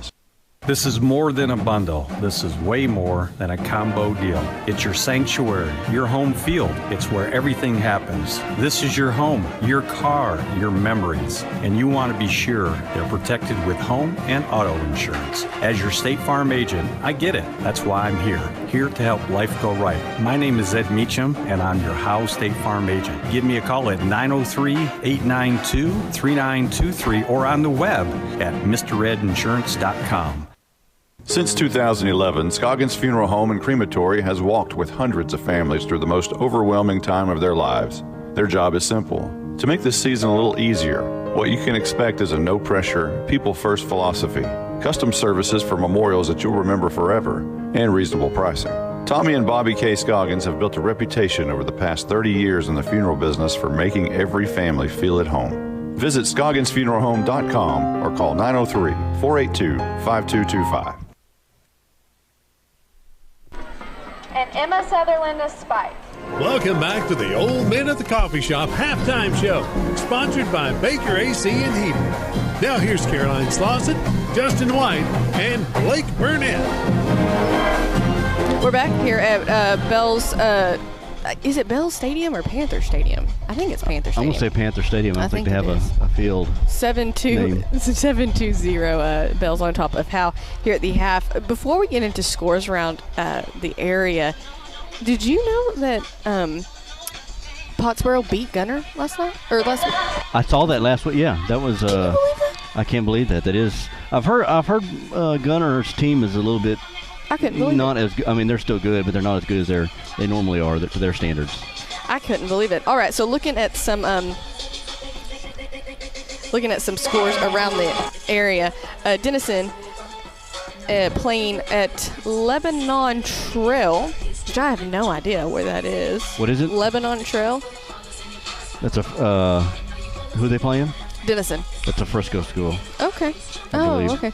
26-14 at half. Denison on top of Lebanon on the road, so that's good. Anna playing Van Alstyne, 13-14. 2 minutes, 3 seconds left in the first half. That sounds like a pretty good game. Van Alstyne losing to Anna right now. I got Commerce trailing Community 21-14. Rains. These are scores in our district. Rains up on Cooper 28-14. That's in the second quarter. Man, this is a big one here. Pottsboro up on Munster 39-0. And that's at the half. I laugh because every week I'm like, oh, how? What are they doing? Oh, I'm here. Hello. Leonard at Bonham district play starts next week. Bonham, of course, in our district. No, it's 2 weeks. Next week is Boyd. Oh, okay. Boyd. All right. Bonham playing Leonard in Bonham tonight, 29-20. A lot of close games tonight. 4 minutes, 47 seconds left in the first half. Bonham on top of Leonard in that one. Edgewood leading Lone Oak 32-6. That's in the second quarter. Collinsville at SNS tonight, 34-14 at half. Collinsville on top of SNS tonight. And another close game. Tom Bean at home against Maud, 8-8 at half. Blue Ridge leading Celeste 13-0. That's in the second quarter. Last night Sherman played at the Star against Frisco Liberty. They won 42-14. You said Denison was winning, or Denison, yes, sir, is winning at half, 26-14 against the Lebanon Trail. Now, are you from Frisco? McKinney. That's where I live at, McKinney. Yeah. Yeah. So do your kids go? You know what? Never mind. All right. So that's. We'll talk about half. Yeah. In the commercial. Some scores around the area. 7-0. Bells on top of Howe. Here at halftime, we'll be back with the Blizzard with some stats of the game. Attention Bulldog Nation. Come down to the Sonic and Howe for half-price shakes after 8. When the Bulldogs are home, they'll even stay open for you rough, tough Bulldogs until 11 p.m. Sonic of Howe is where you get great food and big smiles and a little message for our Howe Bulldogs football players. Go Bulldogs fight, Bulldogs win, win, win. This is how you Sonic. It's not just good, it's Sonic good. You win the most of your goal. I'll tell you what, I watched about 5 minutes of the debate last night. I may not have watched that much of it. I mean, I'm not very intelligent, I don't think, but it was an insult to my intelligence to sit there and listen. Oh, we got Bells? Oh, yeah, we got to beat Bells. That's Mr. Wilson's. Sometimes we get turned up at the coffee shop, but at Baker AC and Heating, we want to make sure your heat gets turned up or your AC gets turned down. Celebrating 50 years in business with all of our friends, not just the ones at the coffee shop. Still located on Highway 5. Come by and see us. Monty, now that we're off the air, let's talk about something important. When's your birthday? That's an interesting question. It's in May. Did you know that Bucksnor Barbecue will give you a free birthday buffet? What? All you got to do is show your proof of age and get a free Bucksnor Barbecue buffet for your birthday. They'll even include the drink. Well, we're going to my parents for my birthday. Well, Bucksnor Barbecue will keep that offer 5 days before or 5 days after your actual birthday. Hey, I'll even go to Van Alstyne for that. Bucksnor Barbecue is located in downtown Van Alstyne. BucksnorBBQ.com. Welcome back to the Old Men at the Coffee Shop Halftime Show, sponsored by Baker AC and Heating. Now here's Caroline Slauson, Justin White, and Blake Burnett. Well, it's not Justin White, and it's not Caroline. Bringing it back right now is none other than your host, Monty Walker. And we have the Blizzard with us, Blake Burnett, and he's about to give us all kinds of stats and tell us perhaps why the score is 7-0 and why we're here so early. Go ahead, Blizzard. Well, Bell's Panthers are rushing the ball down our throat, really. At 4 yards a pop, Grady Waldrop and Bo Baker have 21 carries combined, both averaging about 4.2 yards a carry. Grady Waldrop has 10 carries for 44 yards, not bad for a freshman making his debut. Bo Baker had 11 carries and 41 yards and a touchdown tonight. And then Tyler Hawthorne running the A-hole reverse, 6 carries and 18 yards. And Blake Rowland, the quarterback, just running a couple quarterback sneaks for 6 carries and 18 yards for Bells. Howe on defense, J.C. Helpenstiel having one heck of a game with 9 tackles. Leighton Elvington adding 5 more tackles, and Noah Campbell adding 5 more tackles. But that doesn't tell the whole story of this game, as Bells has had 33 plays to Howe's 14 plays on offense. So the Howe defense just got tired on that last drive where Bells finally punched it in with 36 seconds left. Howe on offense, Leighton Elvington making the start at quarterback tonight for the injured Austin Haley. 4 of 6 passing, 26 passing yards. He's been sacked 1 time by Hank Weaver. Caden Harmon, 1 carry for 4 yards. He also had a big drop on a 3rd and 5 where he was past the first down marker. Jalen Thornton, 2 carries for 1 yard. 2 catches for 13 yards for Jalen. The Howe Bulldogs have got to get the ball in his hands in the second half. Brandon Williams, 3 carries and 13 yards. He has Howe's biggest gain of the night of 11 yards on a fullback trap. Arturo Louder has 1 rush for 1 yard and 2 catches for 13 yards tonight for Howe. Bells on defense, Bo Baker leading the way with 4 tackles. Hank Weaver's also been a stud with 2 and a sack tonight. All right, that's your stats by the Blizzard, Blake Burnett. Let's go over the scoring drives for you. This is not going to take very long. Howe took the ball on the very first possession of the game, and they went 4 plays, I guess, and punted. No, they went 5 plays and punted because they picked up a first down on the very first play of the game, and it's kind of been stall-out city since then.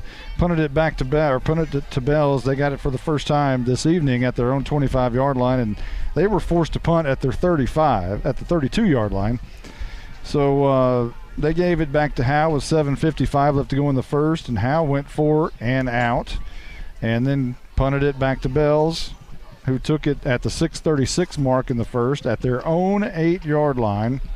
And we thought for the first time we really saw signs of that slot T on that drive as they went all the way to the 35-yard line, took 9 plays to do so, but ended up punting it away. And then gave it back to Howe at 1:34 after they took 2 minutes and 2 seconds off the clock on that 9-play drive, and Howe went 4 and out again. However, that was really the turning point in the game because the Bulldogs had great field position on the Bells side of the field at the 48-yard line, and then 3 consecutive false start penalties drove them back to the Bells side, or to their own side.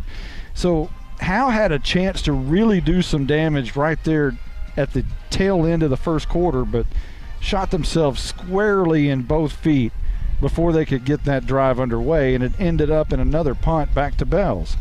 And that's when Bells went, they started right at the 12-minute mark, first play of the drive of the second quarter, and they ended up going 4 plays and out. So the defense did a great job early on.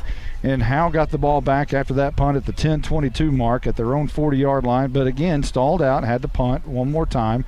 Howe missing their starting quarterback tonight. Austin Haley's out with a concussion, so kind of mixing and matching. We've seen Leighton Elvington most of the time. We saw Jordan Jones try to get 3 plays in at quarterback, but that's when they shot themselves in the foot and those 3 penalties.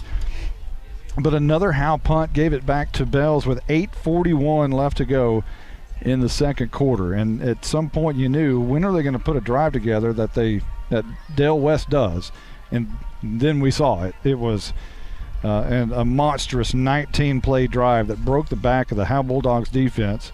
Went down the field 75 yards, converted on 4th down 2 or 3 times, and took 8 minutes and 5 seconds off the clock in the second quarter. Left only 22 seconds on the clock after Bells punches it in for the first score of the game, a 2-yard touchdown by Bo Baker. And after the PAT, Bells led 7-0. Howe took 1 snap with their 22 seconds, got back to the line of scrimmage on a Brandon Williams run, and that was it. And, you mentioned the difference in the game is Bells has had 33 plays and Howe's had 14. Yes, sir. And that's just tough. When you get an opportunity, and Coach Jay talked about that, they're going to have to control the tempo of the game, not Bells. So far, Bells has controlled the tempo, and what Howe has to do is start their own ground game. They're going to have to start taking some time off the clock as well, but they have another weapon that Bells doesn't have, perhaps, and that's the big play strike. And Howe's been able to do that for the first couple of games anyway. Even with Leighton Elvington into the game, they can have the big strike. And I think the Bulldogs are going to need to do that in the second half. Yes, we're going to have to come out and get the ball to Jalen Thornton quickly, the Howe Bulldogs are. That's a good point. Jalen Thornton came into the game averaging 10 yards every time he touched the football. Not that way tonight. He's only touched it 4 times. So the Bulldogs need to get the ball in Thornton's hands. We're going to take another timeout, and we'll come back here in just a moment right here from Bells Panther Stadium. We'll be back right after this timeout. Hello, Bulldog fans. This is Juan Enciso, your local farmers insurance agent here in Howe. We're here to assist you with your insurance needs, including auto, home, life, business needs, and more. We're vested in the community because we are the only insurance agent in Howe. Our office is at 403 West Hanning Street, or we can be reached by calling 972-382-6121. We're also on the web at farmersagent.com/JEnciso. I have the knowledge and experience to help you better understand your insurance coverage options. Call me, Juan Enciso, at 972-382-6121. The First Baptist Church here in Howe, Texas would like to invite you and your family to a celebration of our Lord and Savior Jesus Christ. Each Sunday morning at 10:30, we meet for worship at 100 East Davis Street in Howe. Prior to that, we have relevant Bible fellowships for all ages beginning at 9:15. Join us each week to declare the hope that is found only in Christ. Be ready to experience the life-changing power of the gospel. There is only one message for every generation, and that message is Jesus.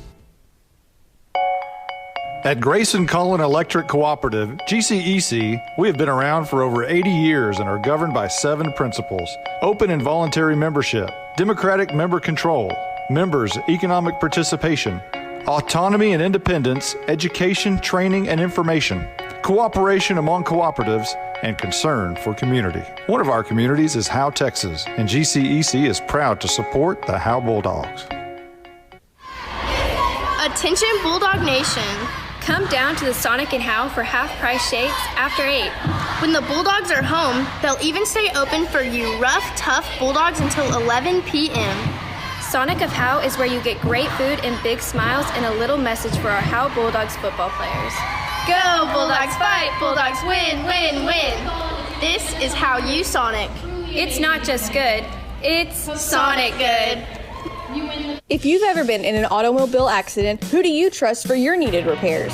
Star Auto Body is Texoma's most trusted body shop, serving all of Grayson County and surrounding counties since 1992. Star Auto Body is locally owned and operated. Services include major collision repairs with or without insurance claims, minor cosmetic repairs, parts replacement, and refinishing. Choose Star Auto Body and Alignments in Howe, Texas, 903-532-5365. Star Auto Body of Howe, Texas. This is attorney Kimberly Killebrew. I'm a Howe resident with 27 years experience practicing family law. I service the greater North Texas area, including Grayson, Collin, and Denton counties. Call 214-432-1595 to schedule a consultation to discuss your divorce, child support, custody, or family law needs. Mention this ad and you receive a free 15-minute phone conference. In-person appointments are available in Grayson County or our principal office in Plano, Texas. Welcome back to the Old Men at the Coffee Shop halftime show, sponsored by Baker AC and Heating. Now here's Caroline Slauson, Justin White, and Blake Burnett. Well. I know Caroline is trying to get some nachos. Yes. She's got her weekly nacho review. Yeah, you got to have a review here. So we'll see how she's doing with that here in just a few moments. But right now it's still half, and it's almost like halftime is taking longer than the first half seems. Yeah, the way the Panthers moved the ball, yeah. I mean, the way they sucked up all the clock here. You know, I like what Nate Lynch and this coaching staff is doing. They've got the middle school quarterbacks, Garen Langford and Jacob Campbell here, working with the team on the sidelines, displaying flashcards, and they're all working with the offense. So grooming your middle school quarterbacks for the next step, and that's pretty neat to see. I think that is really good. Just kind of getting them ready. Everybody getting the same and system. And the JV quarterbacks as well, the Lopez's here. Yeah, getting them in the same system here so that when they get up to varsity, they'll be ready. Well, again, it's 7-0 Bells in the lead here at the half.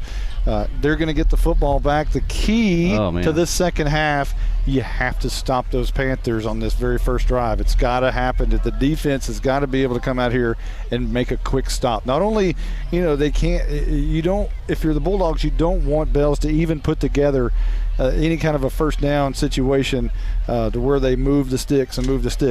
You just want 4 and out.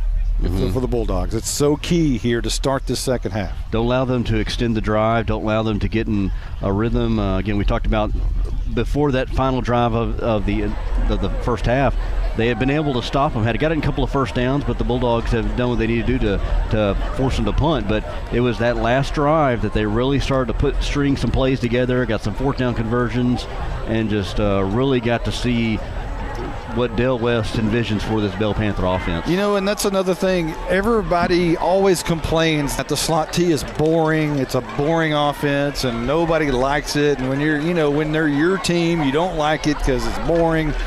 But when you play against the slot T, you really hate it. Yeah. If you don't like it when it's your team, you really hate it when it's not your team and they're winning. I kind of like it because it's different. Everybody does spread offenses and puts 4 receivers out and toss it all over the yard, and it's just different. And that's the reason I like it. There are defensive coordinators across the state of Texas that hate that sucker. Mm-hmm. They hate the slot T just because it's so hard to defend. And I was talking to a friend of mine this past week who's a coach. He said that you don't prepare for things like that. You don't have a lot of people who do scout team slot T formations, so it's just a little bit harder to prepare for. And not only that, it's just the mentality. It's a different mentality than most kids have today. Most kids grow up in these programs that run this, wide open set, and you end up with cornerbacks kind of playing linebacker because they're spreading it out. And here come the Howe Bulldogs back out on the field through the tunnel. And when you have cornerbacks playing linebacker and you run an ISO at somebody and you try to, they don't want any part of that. They make some business decisions there when somebody with a ball carrier is coming right at you and you got to make a tackle. So the Bulldogs are going to be kicking off to start this second half, as we've still only had we've had 9 possessions.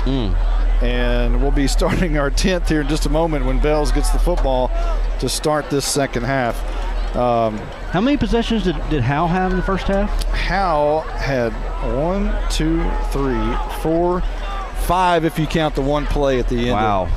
And 33 plays for Bells, 14 for Howe. And that's been basically the difference in the game. We got our stats from our Blizzard, who's on site here.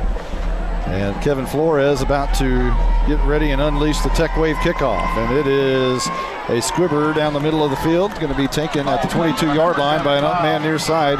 Galloping, looking for some room. He's got the near corner. He's got a good run back all the way back in Howe territory to about the 45-yard line, near the 40. So a great run back by Bells to start the second half. And that is exactly what you did not need to happen in this second half. Yeah, that's what you don't want to have, is have them get a long return and start their methodical offense on your side of the ball, on the side of the field. What that does, it automatically guarantees you that they're going to go for it on fourth down if they're anywhere close. So it guarantees you that they have 4 plays to work with. That's not a good situation. No. So 11:50, we're just underway, and here is Rowland under center, and he's going to hand off on the 8-hole reverse around the right side, and Howe does a pretty good job of snuffing that one out. It's going to be 2nd down and 9 coming up, 1-yard gain for Bells. Now that little reverse there, good job by the Bulldogs here. Punter Brusso coming in there from the cornerback position we talked about. They've got about 10 in the box there, 9 in the box to try to stop this Panther defense or Panther offense. Good job there by Brusso to make tackle. Matthew Bearden, Jaron Ing, Jackson Adkins, and Colby Lappin down lineman for Howe. And here's a handoff to Waldrop over the left side, and he spins and carries a few Howe defenders near the 35-yard line. A pretty good pickup there. Bring up 3rd and about 3.5. You know, Caroline asked me what adjustment need to be made in the second half, and it really maybe the thing I can think about is just getting off your blocks a little bit quicker, trying to clog up that offensive line there, clog up the line. Bells moving quickly. We'll check down with our Night Furniture sideline reporter after this play. And she may have had time to scarf down some nachos. We'll find out. Rowland is going to hand off to Waldrop again, this time right side, finds a seam and a first down across the 30. Caroline Slauson. How are them nachos? Oh, hang on. Are you there? Are you there? Are you there? I'm here. There you are. There we go. Guys, I didn't get nachos. They don't take debit card here. Oh, no. Such a letdown. Oh, well, if I had No, they get cash. an F. They get an F. An F? Bill. I think we were all strapped for cash when we came to the stadium. We were all trying to borrow money from each other. 1st and 10 for Bells at the 30. This will be a keeper on the right side by Rowland, and thankfully quick speed on the outside was able to tackle him before he could hit the corner. And it was either Thornton or Jones on the far side, and I think it might have been Jones who was able to capture him for about a 5-yard gain. That one looked like it was going for a lot more until Jones closed the gap. Almost looked like a triple option there, kind of faked it to the fullback there and then took it himself around the right side, and good job by Jones, to save that long run. He had a lot of green pasture in front of him. 2nd down and 5, 9:34 on the clock. Handoff up the middle. Bo Baker, and he'll gain 3, 4, and that's what they do. They gain yardage on every play, and that's the toughest part of defending this offense is to get positive yards every play. There's no incomplete passes. So it's 3rd down and 1. And as we've been saying all that long, and the clock just continues to run. You know, another thing, Monty, is we really haven't seen that bad of tackling tonight. The tackling's been fairly decent. Would you agree or disagree? Yeah, I would definitely agree. It's just that, 3 yards a pop, 3 yards a pop, 3 yards a pop, and, if you get 4 of those, you get a first down. Here is a quarterback keeper by Rowland, and he'll pick up the first down and 3 yards on that pop. There we go.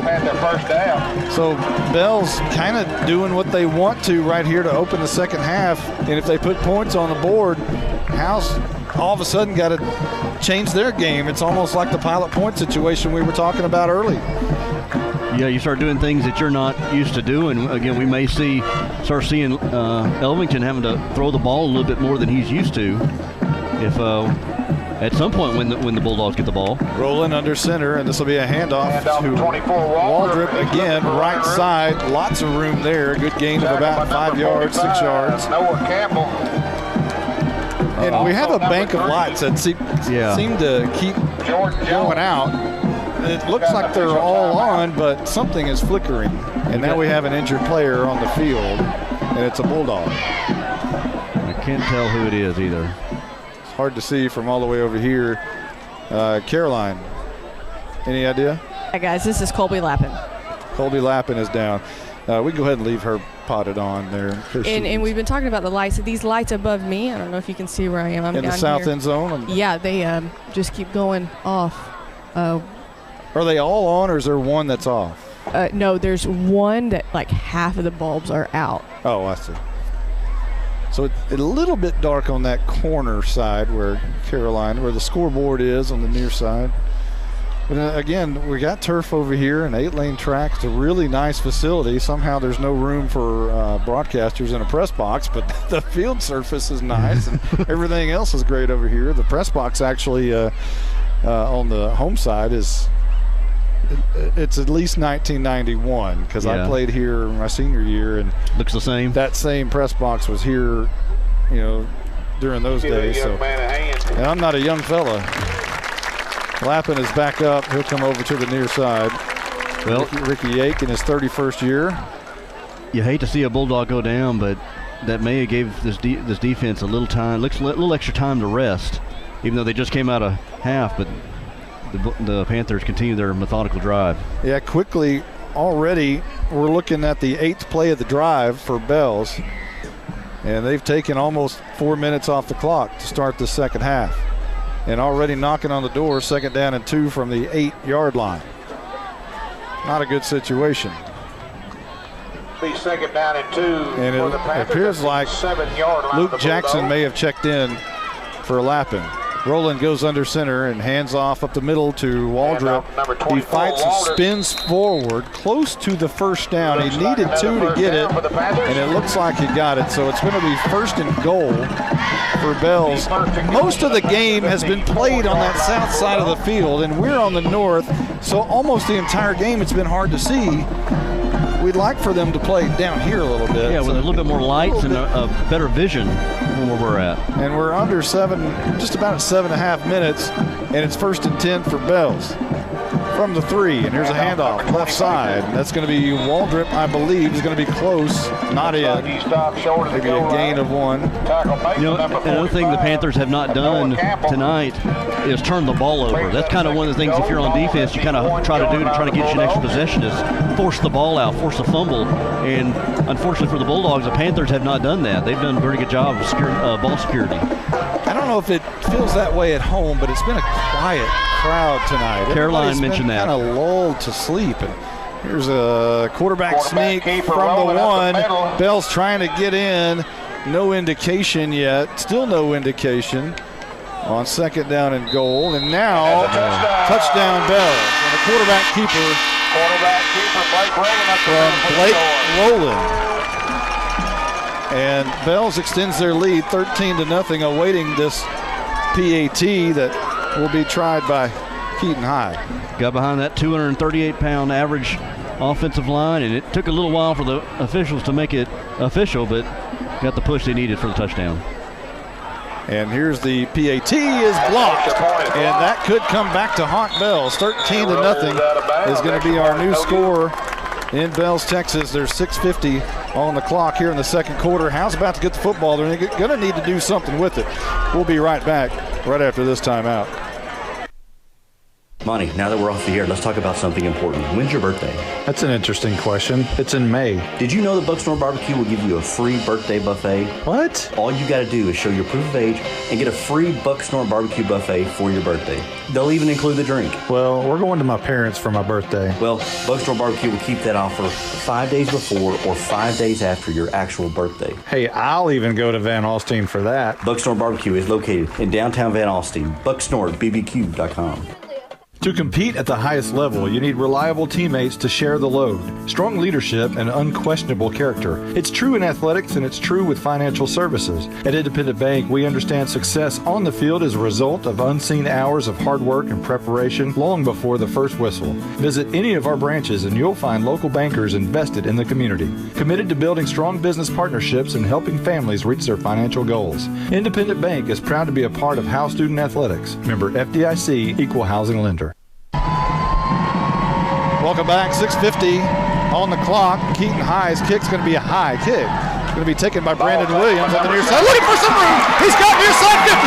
It's a foot race 40, and he's down at the 31-yard line as the kicker, Keaton High, brings him down to save the touchdown Williams broke free on the near side, and finally some life out of this Howe Bulldogs crowd. They come to their feet for the first time tonight. Just at about the right time. Usually they kick it off and they find an empty spot there in the middle of the formation, but that time it came right to Williams there, and he got it, and we just found a seam there and got off of the races and had one man to beat. Good job there by the Panthers to bring him down, and this is maybe the shot of momentum that the Bulldogs need.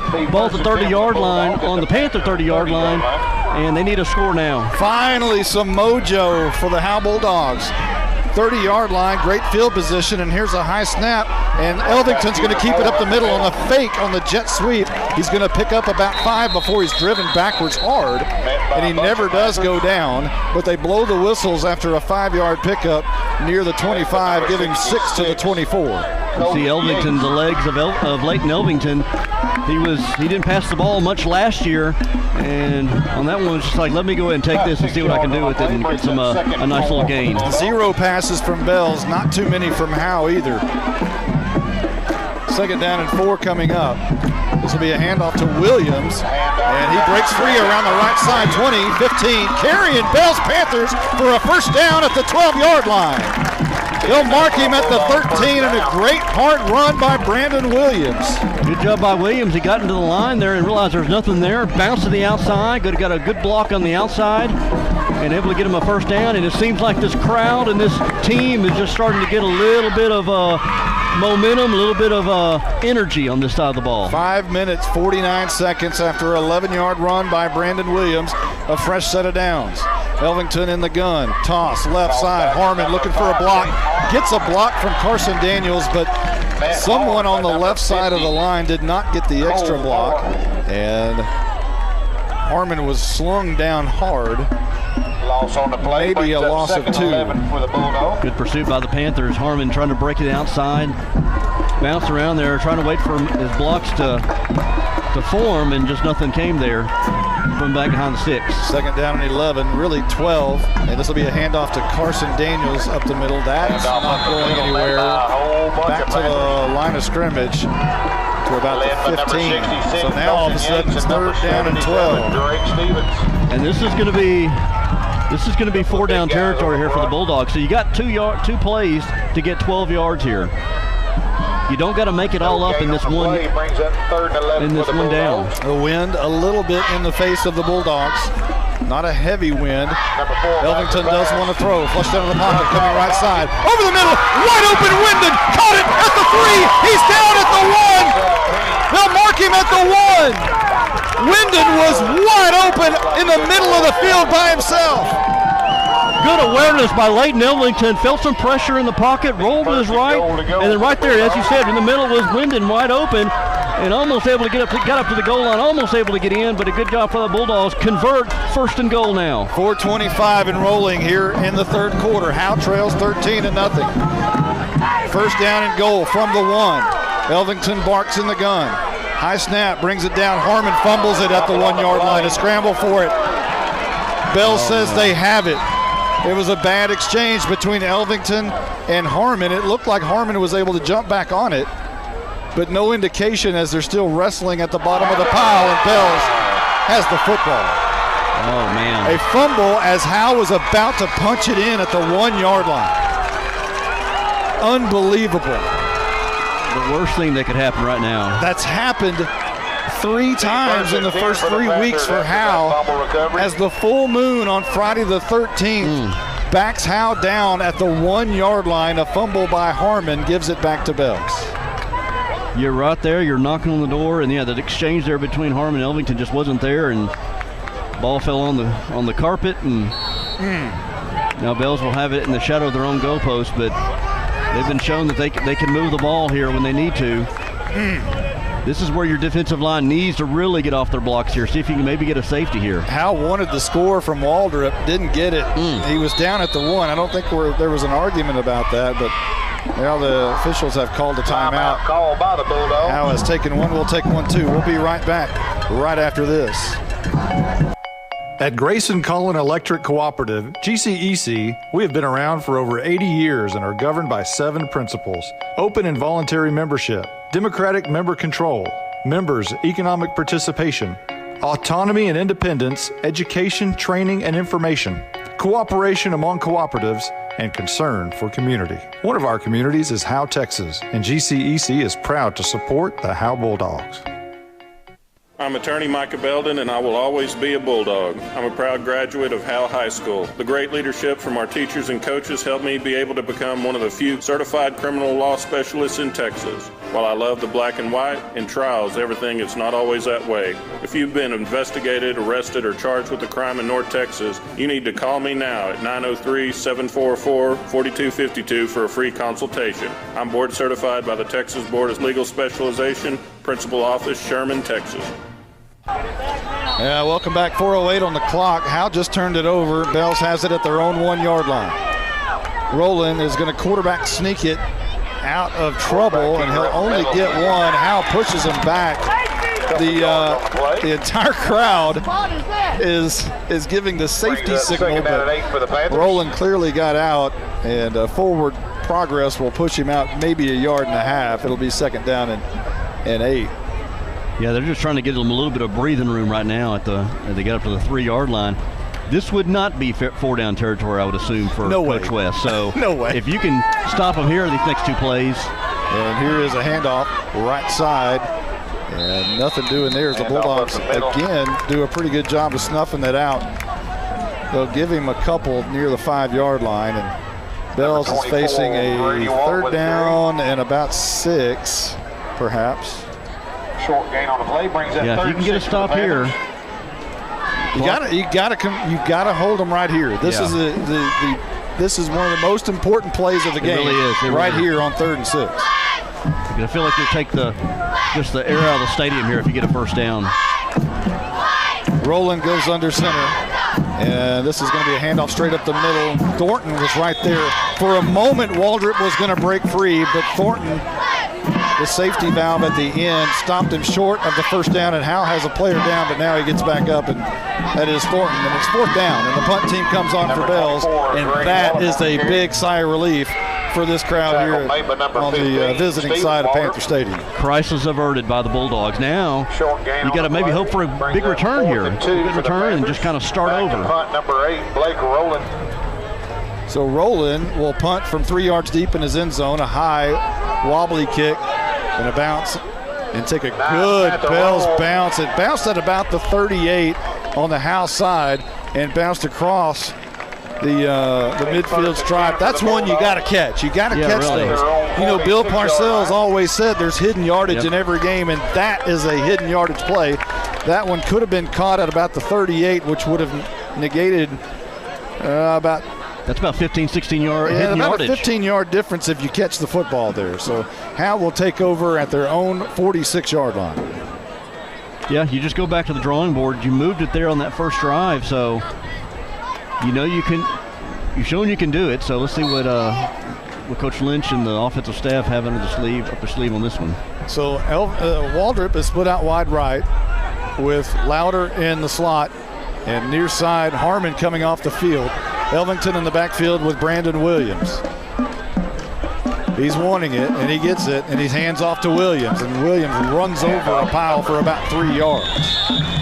Surges forward number 7 up the middle, number 66 with the tackle. As we hit the 2-minute mark here in the third quarter. Howe trailing 13-0. Had a golden opportunity a moment ago to score, but fumbled at the 1 yard line going in. Ball spotted at the 47. Williams got that ball and just hit right in the middle of that defensive line there, hitting Yates, 6 foot, 260-pound sophomore there, clogged at the middle. Elvington toss right side. Thornton trying to find the corner near side. He has a little room, close to a first down. He headbutts a defender, and a good run by Jalen Thornton. We talked about trying to get the ball in his hands. He averaged 10 yards a carry every time he touched the football coming into this game, and only touched it 4 times in the first half. There's a good run right there. That was all Jalen Thornton. He was almost going to be tackling the backfield, but able to use his speed to get around the corner. So 3rd down and 1, handoff straight up the middle. Hit for a moment is Thornton. He sheds a tackler. First down yardage at the 37-yard line. Another good run by Jalen Thornton. Thornton's only about probably 5'9", 150, 160 pounds, but he moves those legs. He moves those legs and just explosive and just hard to tackle. Yeah, if you watch NFL, have you seen Alvin Kamara? If there's anyone you can compare him to, it's similar. 56 seconds here in the third quarter. Bulldogs on the move, left to right. This is a handoff to Thornton again. Bounces out, spins out of a tackle, tries to get back to the line of scrimmage and does. Electrifying 1-yard run on the far side. That's the most exciting 2-yard run I've ever seen. And he was back behind the line of scrimmage about 3 yards, and good job by him to spin his way around. He comes up a little gimpy onto the sidelines, and that's not what the Bulldogs need right now. 29 seconds on the clock here in the third quarter. Howe trails 13-0 with the ball at the Bells 35-yard line. Left to right, 2nd down and 8 coming up. Elvington in the gun. Carson Daniels back into the game at fullback. High snap. Elvington goes up, brings it down, rolling out right, looking down the field. Chased down. It's going to be caught and dropped by Waldrop at the 32-yard line. The Howe crowd wants interference as maybe a little contact before Waldrop could bring it in, but the officials were right there to call nothing, and it's 3rd down and 8. He was being pursued there by Cole Moore. Elvington was good. He got a good block there from Daniels to give him a little bit more time as he rolled and hit. Was that Waldrop that dropped it? It was Wyndon. Excuse me. Elvington in the gun, 3rd down and 8. Looking to throw, spins out of a would-be sack. Far side, still rolling, running for his life, goes out of bounds after a loss of a yard, and which will bring up 4th and 9. That was good coverage downfield and good pass rush there by Bells. A good combination there for the Bulldogs or for the Panthers. And yeah, we're looking at 4th down here in about 11 or 12. An awful spot Howe just got. That'll be 4th and 11. They're going to mark him at the 38, so instead of 4th and 9, it's 4th and 11. There's a big difference in those 2 yards. And there's 2 seconds left on this third quarter clock. Howe's going to go for it on 4th and 11. High snap. Elvington, swing pass, near side. Louder has the seam. He's got it. 1st down at the 20. Still running, far side, 15, brought down right there at the 15-yard line. One of the biggest plays Howe has had tonight. They pick up the 1st down on a 4th down and 11 and kill the third quarter clock. It's 4th quarter time in Texas. We'll be right back right after this. This is more than a bundle. This is way more than a combo deal. It's your sanctuary, your home field. It's where everything happens. This is your home, your car, your memories. And you want to be sure they're protected with home and auto insurance. As your State Farm agent, I get it. That's why I'm here to help life go right. My name is Ed Meacham, and I'm your Howe State Farm agent. Give me a call at 903-892-3923 or on the web at MrEdInsurance.com. Since 2011, Scoggins Funeral Home and Crematory has walked with hundreds of families through the most overwhelming time of their lives. Their job is simple: to make this season a little easier. What you can expect is a no-pressure, people-first philosophy, custom services for memorials that you'll remember forever, and reasonable pricing. Tommy and Bobby K. Scoggins have built a reputation over the past 30 years in the funeral business for making every family feel at home. Visit ScogginsFuneralHome.com or call 903-482-5225. Welcome back. 13-0. Howe trailing here in Bells. It's 4th quarter time in Texas, and we are entering the 16. Howe's in the red zone at the 16-yard line. What a magnificent play call that was by offensive coordinator Nate Lynch. A little swing pass. Arturo Louder, somewhat similar to the very first play of the game, as Louder caught it on the swing and picked up the conversion on the 4th and 11. And here's Louder with a handoff to Williams up the middle. He's got a seam. He's got the 5. It's touchdown time in Texas. Brandon Williams with his first touchdown for the Howe Bulldogs punches it in, and it's a big one. 11:54 left to go in the 4th, and Howe cuts the lead 13-6. It's Friday the 13th. It's a full moon. Something is in the air. I tell you what, it came just about the right time. A handoff there, a misdirected handoff there to Williams, and broke to the outside. Used some of his speed. Great blocking. Confused the Bills' defense there. The PAT by Flores is no good.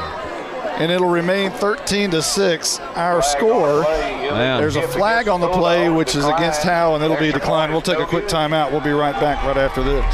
Hello, Bulldog fans. This is Juan Enciso, your local farmers insurance agent here in Howe. We're here to assist you with your insurance needs, including auto, home, life, business needs, and more. We're vested in the community because we are the only insurance agent in Howe. Our office is at 403 West Hanning Street, or we can be reached by calling 972-382-6121. We're also on the web at farmersagent.com/JEnciso. I have the knowledge and experience to help you better understand your insurance coverage options. Call me, Juan Enciso, at 972-382-6121.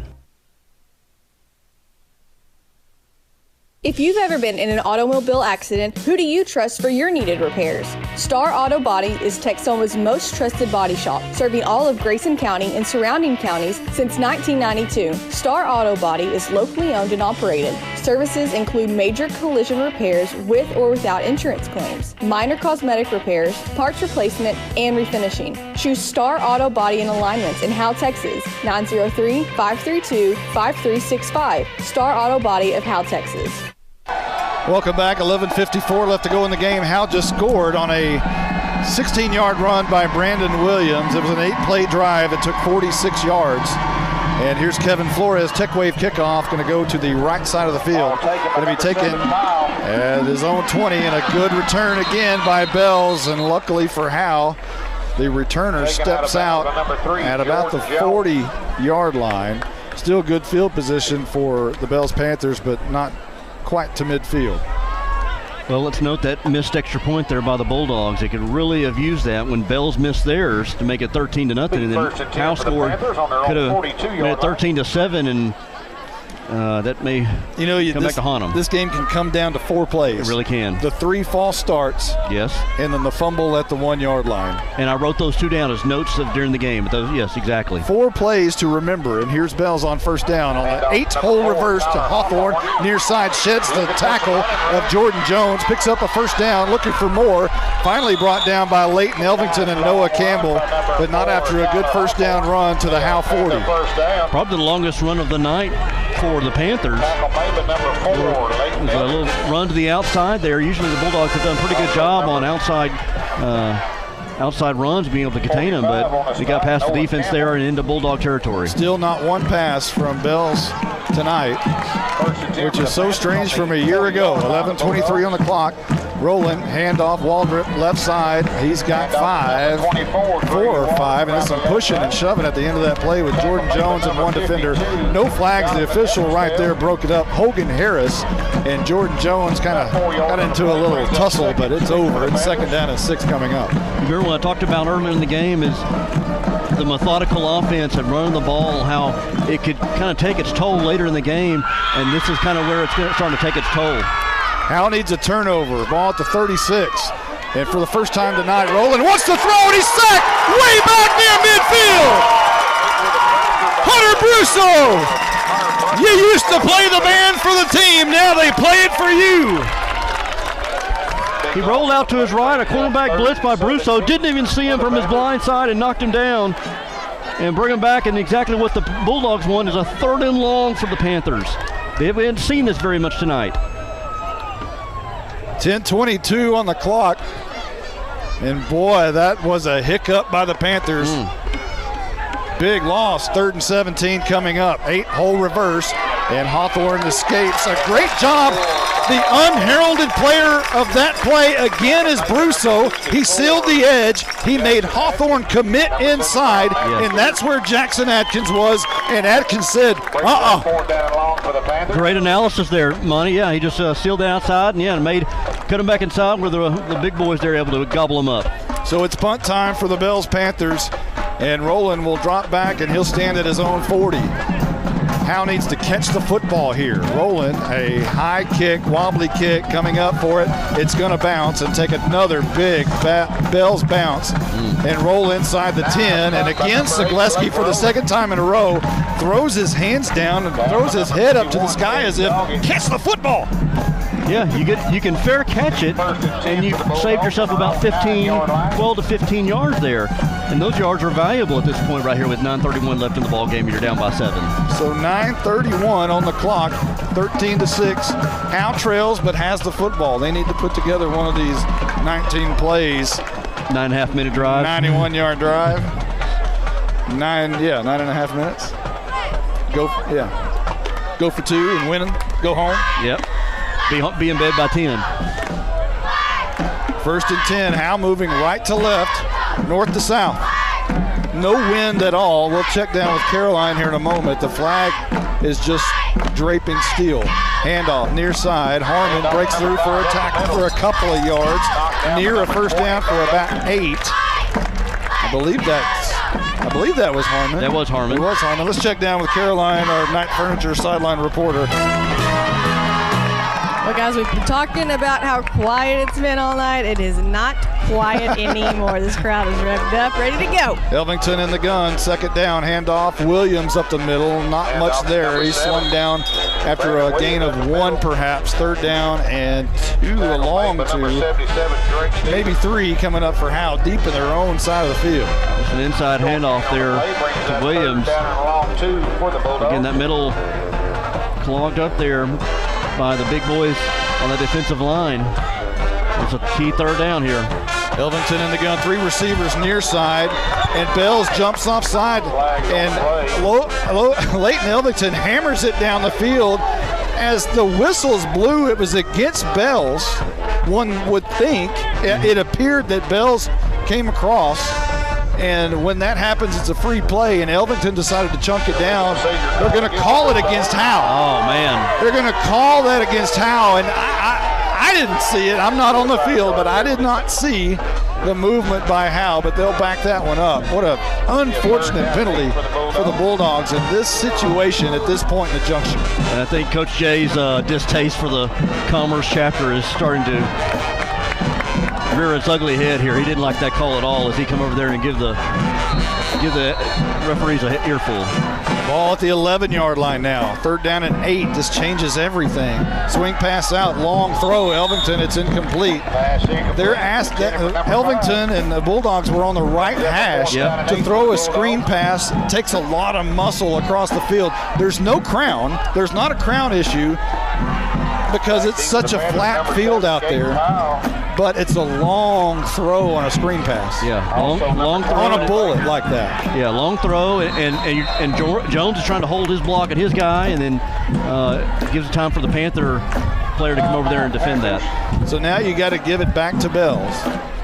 4th down and 8, punt time for Howe, and a timeout's been called. We're going to take one, too. We'll be right back right after this. First Baptist Church here in Howe, Texas would like to invite you and your family to a celebration of our Lord and Savior Jesus Christ. Each Sunday morning at 10:30, we meet for worship at 100 East Davis Street in Howe. Prior to that, we have relevant Bible fellowships for all ages beginning at 9:15. Join us each week to declare the hope that is found only in Christ. Be ready to experience the life-changing power of the gospel. There is only one message for every generation, and that message is Jesus. This is attorney Kimberly Killebrew. I'm a Howe resident with 27 years experience practicing family law. I service the greater North Texas area, including Grayson, Collin, and Denton counties. Call 214-432-1595 to schedule a consultation to discuss your divorce, child support, custody, or family law needs. Mention this ad and you receive a free 15-minute phone conference. In-person appointments are available in Grayson County or our principal office in Plano, Texas. Welcome back. Jalen Thornton stands with his heels touching the end zone. He's going to punt this one away. It's a high kick, wobbly kick, going to be caught short of midfield. And Bells is going to have great field position as they return it inside the 30. And it's Caden Pyle who makes the catch. He's 5'8", 150-pound sophomore. Catches the punt on the fly, and that's what happens when you catch a punt. Exactly. I said that's what Bulldogs wanted when they had Bells pinned deep there. They want to catch the ball and get them a little bit of yardage on the return.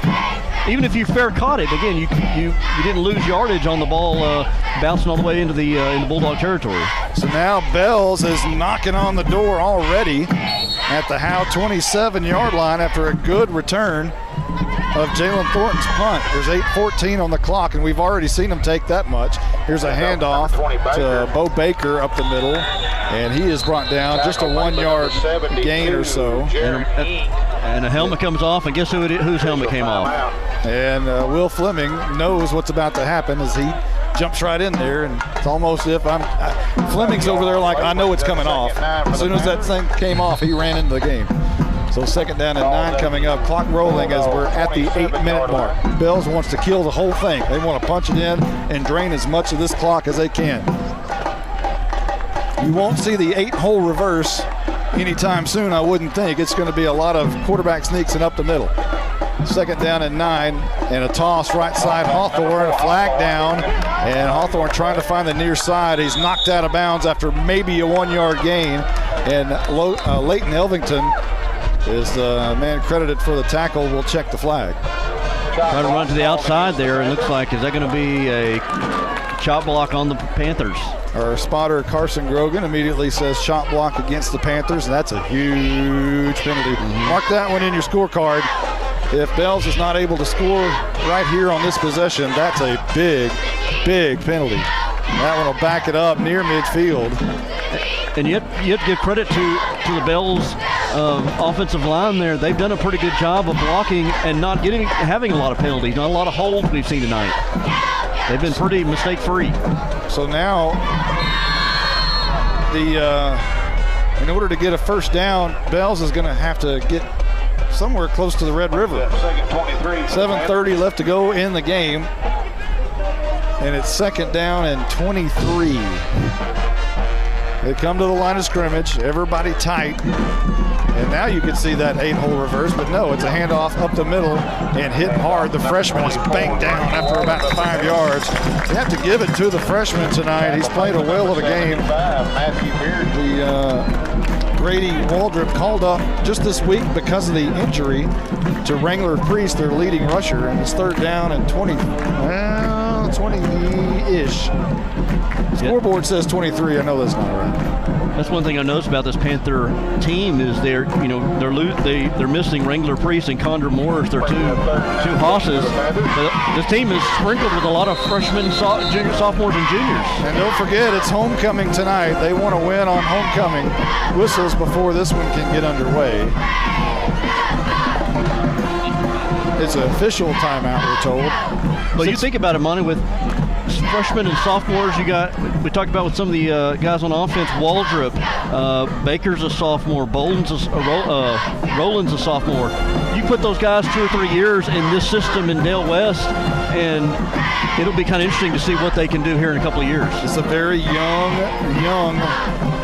team. And like I said, remember the Howe Bulldogs under Dale West started 2-4. And they went 3 deep that year in 2014. Man in motion, and Rowland looking back. He's in trouble. Brusso almost had him again. He slowed him enough, but Rowland now rolls out right. Flag down, and Harmon finally brings him down back to the original line of scrimmage, but there's a flag down, and we'll have to check that and see what it is. 6:22 on the clock. Well, good job there by Hunter Russo. I'm sorry, Caroline? Oh, is that Caroline? Oh, I thought Caroline had something. Oh. That was a good job there by Hunter Brusso there to put pressure on Rowland. He didn't make the tackle, but he was able to at least slow him down and allow the other Bulldogs to pursue him. And again, he got the penalty on the play, so draws him back even farther.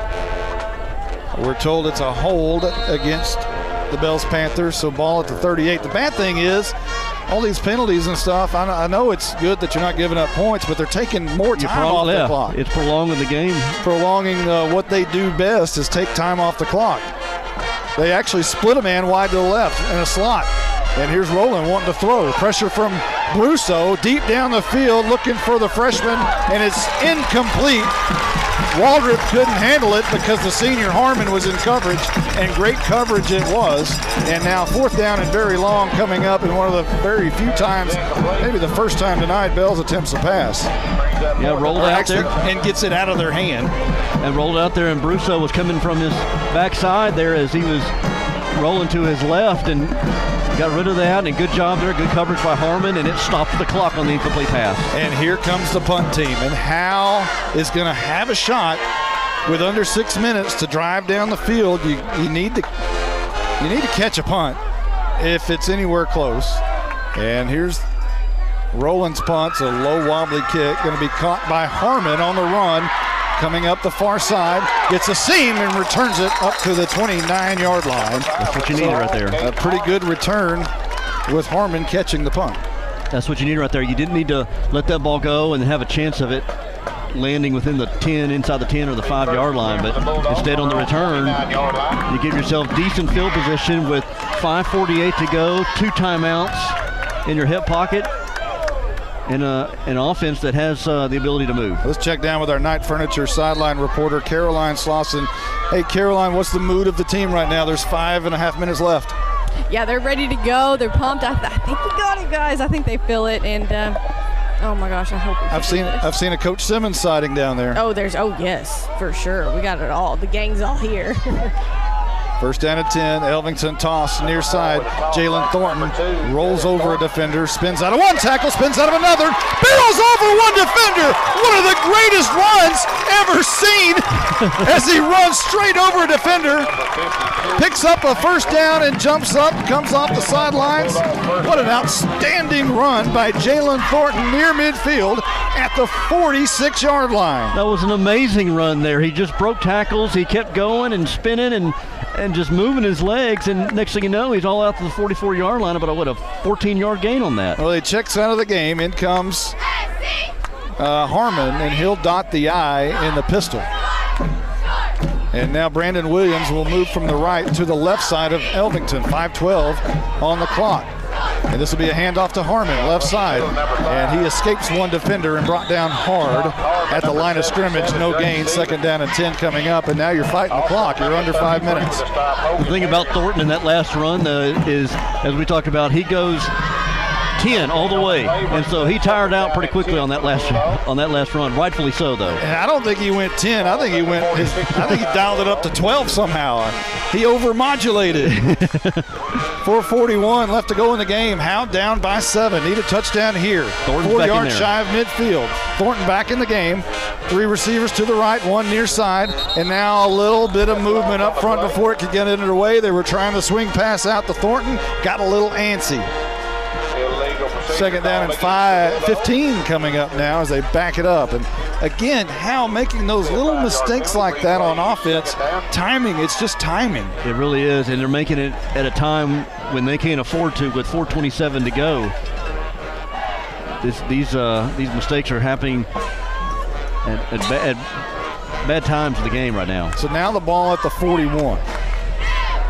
Second down and 15. Elvington, handoff up the middle, bouncing and spinning out of tackles is Thornton. And good for maybe 3 yards up to the 44-yard line. Coach Jay not happy about something. Lappin's helmet came off, so a new center is going to have to come into the game. Jackson Adkins will check in, and Coach Jay is giving the business to the near official. Not happy. He doesn't like Commerce Chapter anyway. He ripped off Lappin's helmet is what we're told. He had it ripped off, and now Lappin has to come out of the game. And he's the center. So Adkins, a new center, comes into the game on third down and 15. 3:55 on the clock and rolling. Leighton Elvington wants it. Looks for the swing pass now, hammers it deep down the field, and it's going to be intercepted at the 25-yard line. He was looking for Harmon. He threw it in double coverage. Some good hard pressure in that backfield by that defensive line. He was looking for Louder, actually, but Louder was covered up by 2 defenders. You're going for the home run there, and first and 10 for the Panthers. Again, this all goes back to you feeling the pressure from having to give the ball over to Bells, because they'd be able to possess a lot of the time there. So you're at a 3rd and long, so you've got to make the most of it. Well, and so they go for the long throw, and it gets intercepted. Give Bells credit. They knew they were biting it. What Howe wanted to do is throw the swing pass out to Jalen Thornton, and it was covered up. And Elvington looked that way and couldn't go that way, or that one would have been picked and ran back to the house. So his next option was down the field, and he just hammered it down, and it was intercepted. And now Bells will run for a couple yards on first down, and 3:35 ticking on the clock. They're probably just going to be able to kill it unless Howe can strip the ball here. Yeah, this is where, when you make the tackles, you try to get your hand in there and pull that ball out and see if you can get a turnover. You got 2 timeouts still. So you got to wonder at what point you try to take those. If you can stop them right here, you probably do take one. And now Baker escapes a couple of defenders. The ball's on the turf, picked up in the sky.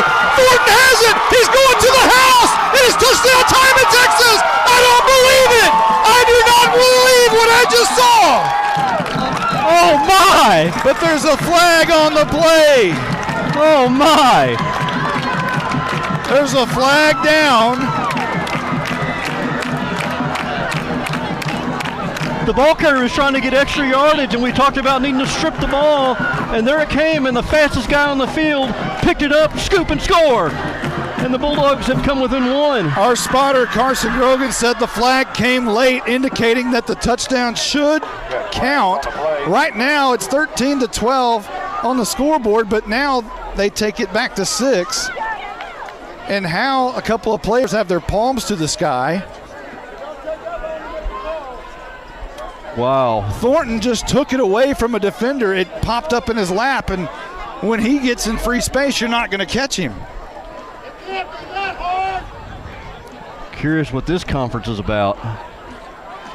The officials are talking for a very long time out there. This is an important decision here, too. This is an extremely important decision. And the flag is going to be waved off. Touchdown, Bulldogs. Jalen Thornton escapes traffic, runs it to the house, and Howe is a PAT away from tying the game. Do you kick it or do you go for the win? They're going to kick it. You kick it. And boy, we talked about missed opportunities earlier in the game.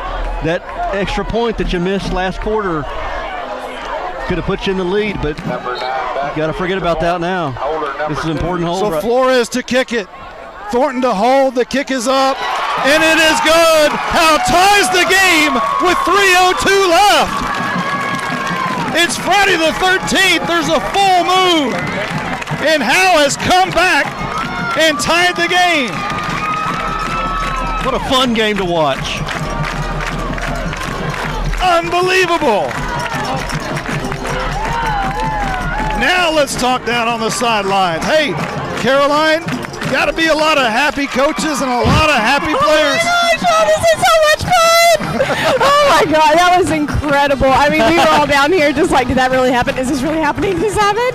This is so great. Hey, you're right there next to Coach Simmons. Yes. Get his thoughts about that. Coach, what were your thoughts on that last touchdown? What were your thoughts on that last touchdown by Jalen? Well, my heart's beating very fast right now. And when I saw the flag, I thought, oh no, I'm dreaming. That can't happen. It's good it turned out like this. I'm glad we're tied up. Now we just need to kick it off, play defense, get the ball back, and win the game. There we go. There you go. And here's the kick. The Tech Wave kickoff is going to be taken near the 15-yard line, coming straight up the middle of the field on the far side. A nice return to the 42-yard line. And on the return, once again, for Bells is Caden Powell, the sophomore.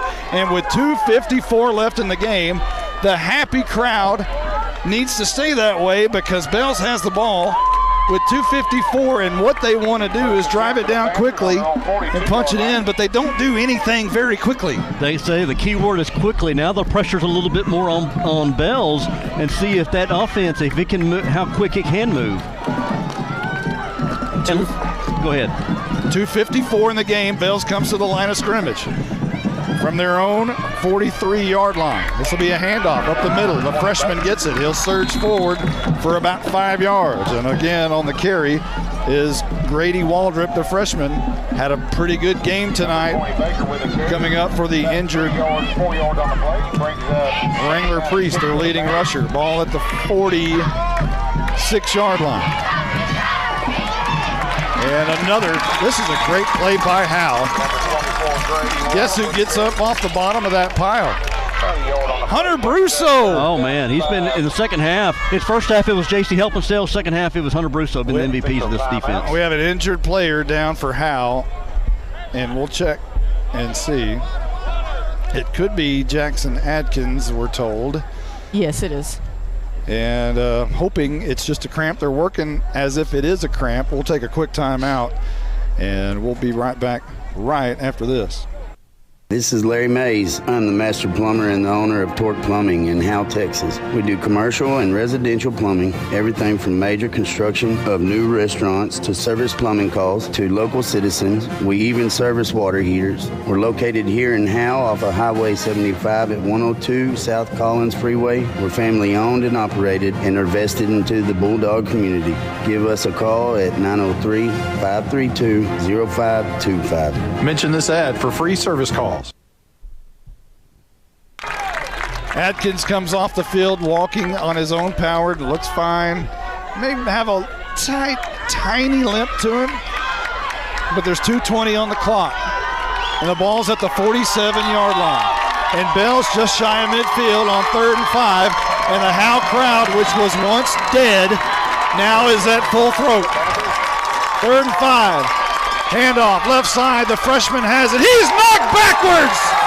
The Bulldog defense is going to force a 4th and 5. And here's your ball game for the moment.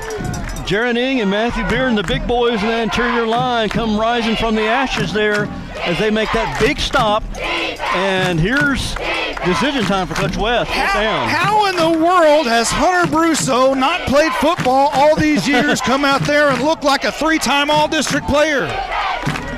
Where's he been the last 3 years? They've missed him, and now it looks like they're going to try to punt them.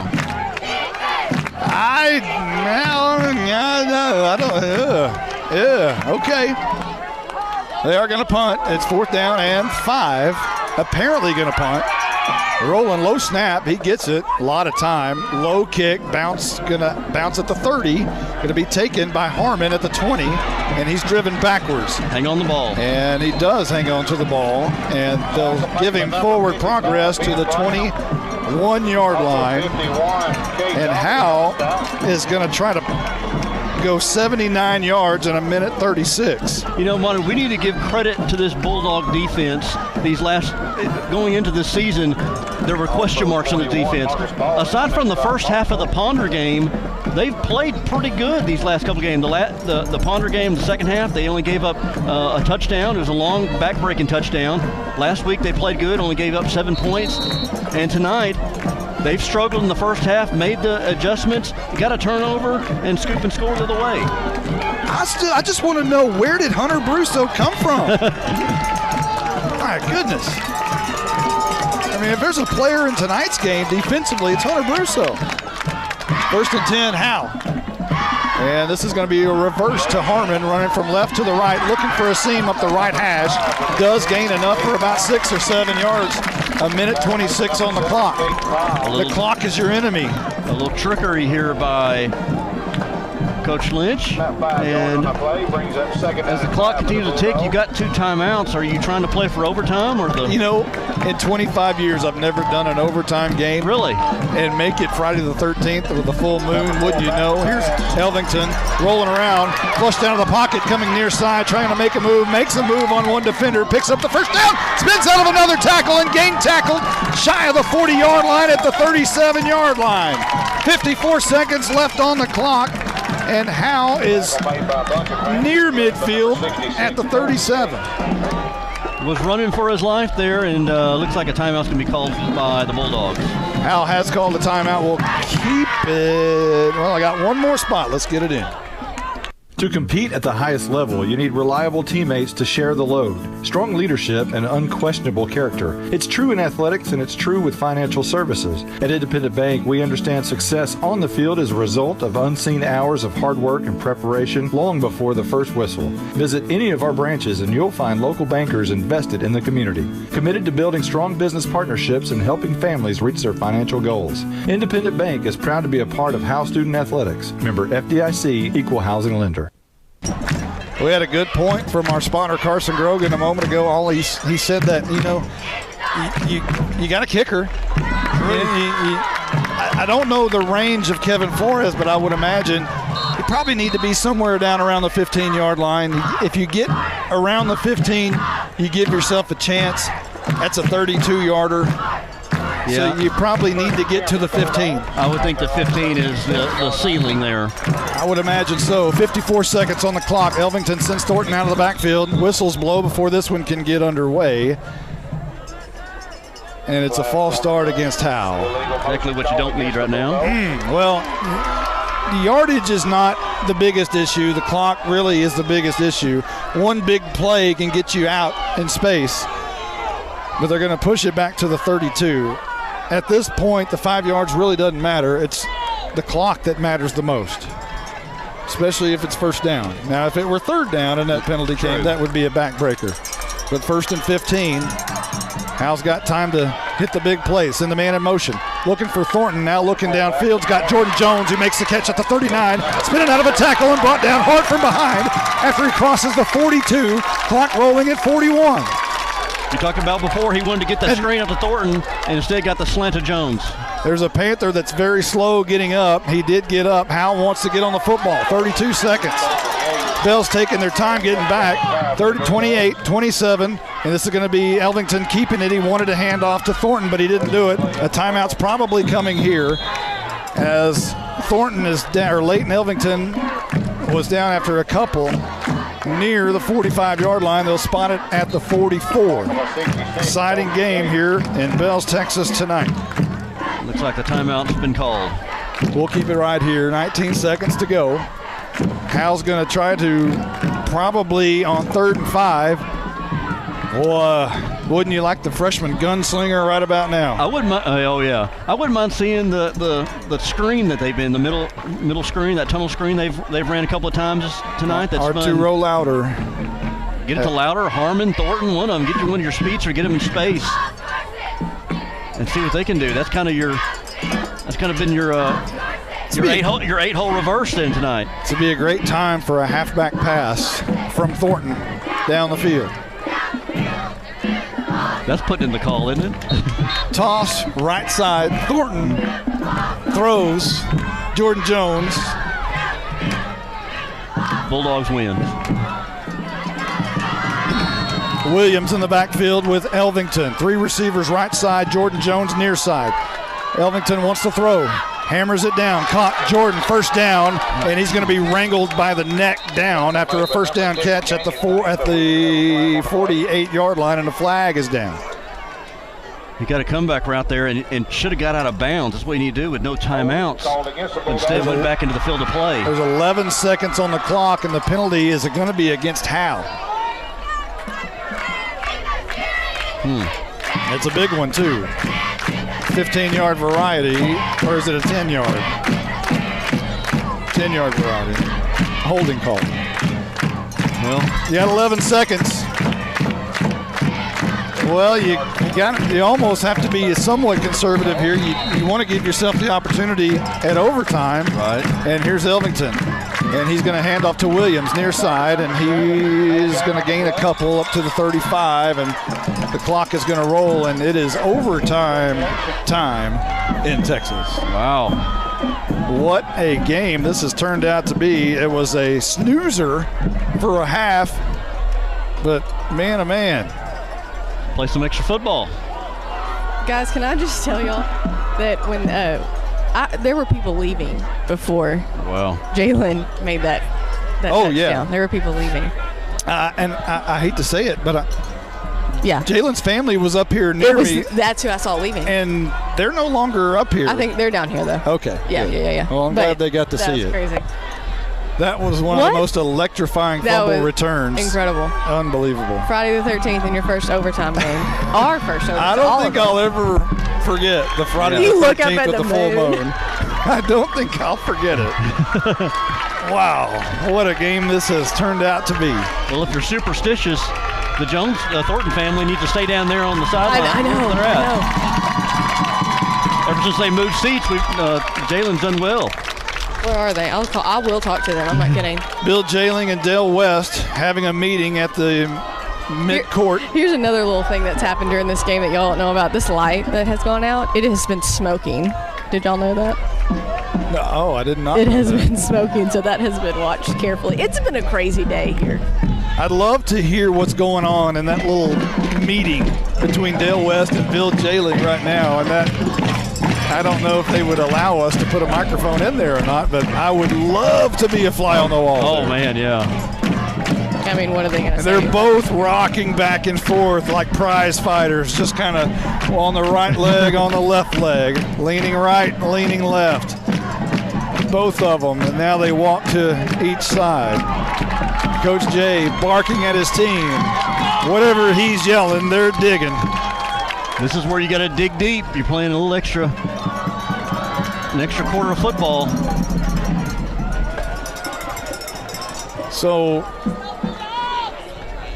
yeah, we're going to have to freshen up on our rules because I've never done a overtime football game, believe it or not, in 25 years. I think you get the ball at the 25-yard line, each team, and each team has a chance to score.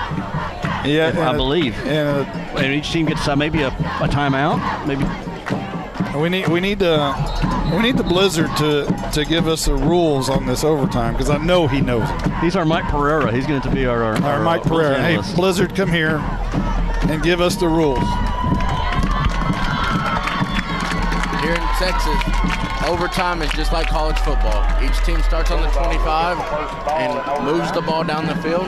As Howe's on offense first, we start. And in the third overtime, both teams have to go for 2 starting then. You can kick field goals in the first 2 overtimes, though. Excellent job, Blizzard. Yes. So Howe's got the football first. Overtime, here we go. Elvington from the 25 in the gun. Wants to throw, swing past Thornton's, caught it. Gets a great block on the edge. Has enough for a first down. Inside the 10-yard line, still fighting and down right there. Outstanding swing pass to Thornton. Got an outstanding block on the near side. I tell you what, Thornton just continues to run hard. He got a good block from Jones on the outside, and it took multiple guys to bring down Thornton there. They'll spot it inside the 10, somewhere around the 8. Again, it's on the far side. We can't see. And this is Elvington wanting to run it, looking for a block from Thornton, flag down, and he's going to be thrown down at about the 10-yard line. I did see a flag, did I not, Mr. Grogan? I did. And we'll see what it is. It looks like it's going to be a hold against Howe, so negate everything that just happened well as they'll move it back 10 yards. Yeah, it was a fake the jet sweep there to Jalen, and then tried to get around that corner. Got a hold there from one of your interior linemen. And so, yeah, that's going to take the wind out of the sails here of this Bulldog offense. They're ramped up after that long run there by Thornton. So now the ball at the 19-yard line. Bells jumps across, and whistles blow. They stop the play, and they're going to sort this one out and see. Elvington was looking to hammer it down to Jordan Jones in the end zone because he thought Bells jumped across, and they did, but they blew the whistle and stopped the play. Well, you get some redemption there from the holding, get you a little bit more yardage out of it. So now the ball will be placed at the 14-yard line. What down is it? Third or second? Third down. Fumbled snap, and Bells, I think, has the football. A low snap. Elvington had to go get it. He may have gotten back on it. Bells says they have it. The officials have not indicated, and now they have. Howe's turned the ball over again. And again, in a very, very disastrous moment in the game. So Bells is going to try to go 3 all the way to the end zone. This is exactly the placement that they would like to have the ball. They're on at the 25-yard line. No clock, just kind of go as they please and do it, and they'll do it in 4 downs. They'll need 4 downs to do it, 4 plays to do it. So they'll start at the 25. Again, all the action taking place on the south end of the field here. Has there been a touchdown on this end, on the north end? No action almost at all on this north end. The fumble at the 1 yard line happened on the north end. So here comes Bells in overtime. Rowland is going to hand off to Bo Baker, who slunk down immediately didn't think his knee was down, but he did spin for maybe a yard. Guess who makes the tackle? That was Hunter Brusso coming in from that cornerback slot. He's starting to figure out this offense. Second down coming up. 2nd and 9. As they relay the play in. Slot T and all still here in overtime. 2nd down and 9. Everybody comes in tight. Rolling, handoff. The freshman this time over left tackle, and he gains a few, maybe 5. And when I say the freshman, I'm talking about Grady Waldrop, who's had a pretty good night tonight running the football, especially for a freshman. Puts them in 3rd and 5, 3rd and short, probably a 3rd and 5. Well, do you go back to your well and call the 8-hole reverse right here? If I were Howe, I'd be sitting right on it, waiting for Hawthorne number 4 to be coming across. Hawthorne is in that similar formation, and this is going to be Waldrop carrying it over right tackle, close to a 1st down, but not enough, I don't believe, as he'll cross the 20 to about the 19, 18-yard line. It'll be fairly close. It's definitely within striking distance of a 4th and short. 4th and 2 to be exact. And they got that handoff there and spun his way for about an extra yard or 2 to get him a little bit closer. And, yeah, this is 4-down territory, obviously, for the Panthers, 4th and 2. And they've been able to pretty much convert all their 4th downs tonight.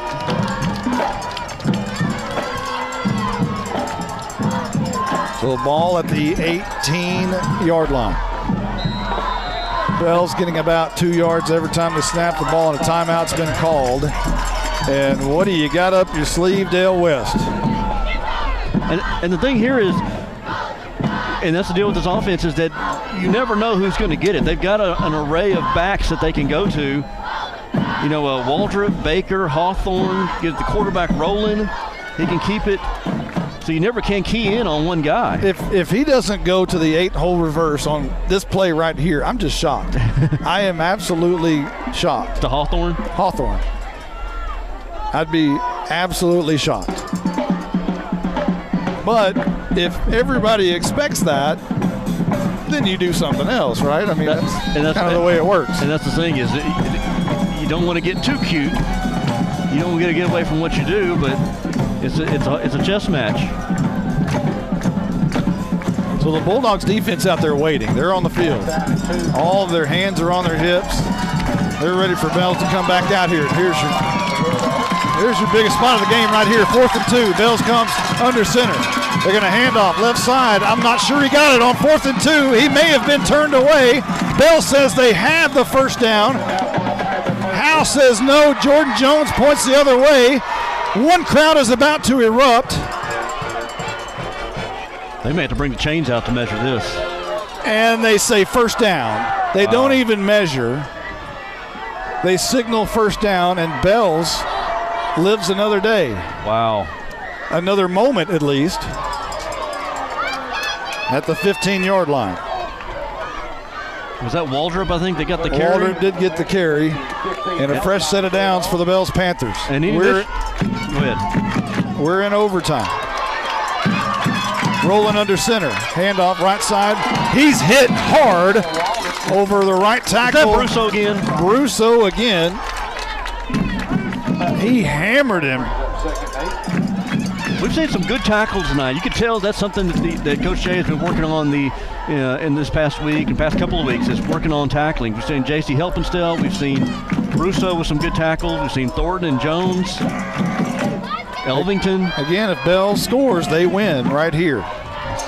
2nd down and 8. Howe trying to hold him. There's your 8-hole reverse to the right. Jordan Jones had snipped it out. He breaks that tackle inside the 5. And down right there at about the 5. And an injured Bulldog is down. And that is Jordan Jones, or is it Thornton? Got an injury timeout. We're told it's Jones, and he's trying to get up, can't do it. And 31-year veteran of Howe, trainer Ricky Yake, goes out there to tend to him. So I'm not sure if this is an extended injury situation or not, but they are tending to Mr. Jones over there. And unfortunately, the Panthers got the first down on that too, so they got first and goal at about the 4, maybe 5-yard line. So Bells, if they're able to punch it in here, will win. And Howe. Uh-oh. Can you go get it? Did it drop? Can you go get it? Uh-oh. So we will check that situation as Jordan Jones is being tended to.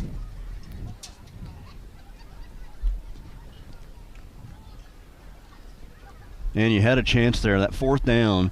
I mean, just by inches, they were able to get that first down. And Jones has been down a while. Okay, here he gets up. The crowd comes to their feet. He's putting no weight at all on that right leg. Not sure if it's an ankle. Don't want to speculate. Mm-hmm.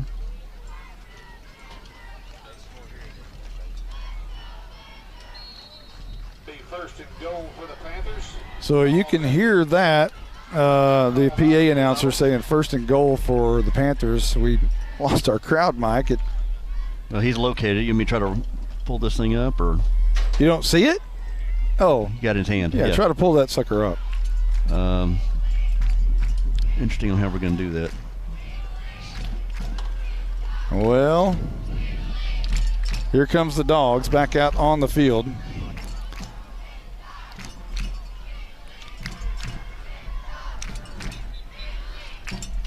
Bulldogs have their heels on the goal line as the ball's at about the 5. Thank you. And we'll just cut the crowd mic. Hopefully it still works. It fell about 30 feet. Got grass on it, and we'll turn it on. And hey, we got a crowd mic again. So here we go. You'll be the crowd mic. Oh, yeah. So here we go. First and goal, and Rowland tries to sneak it in to win the game. No indication yet from the officials. And you can hear a pin drop even with our crowd mic back on. So Howe has held as Matthew Bearden is credited for the tackle. So the ball at the 2.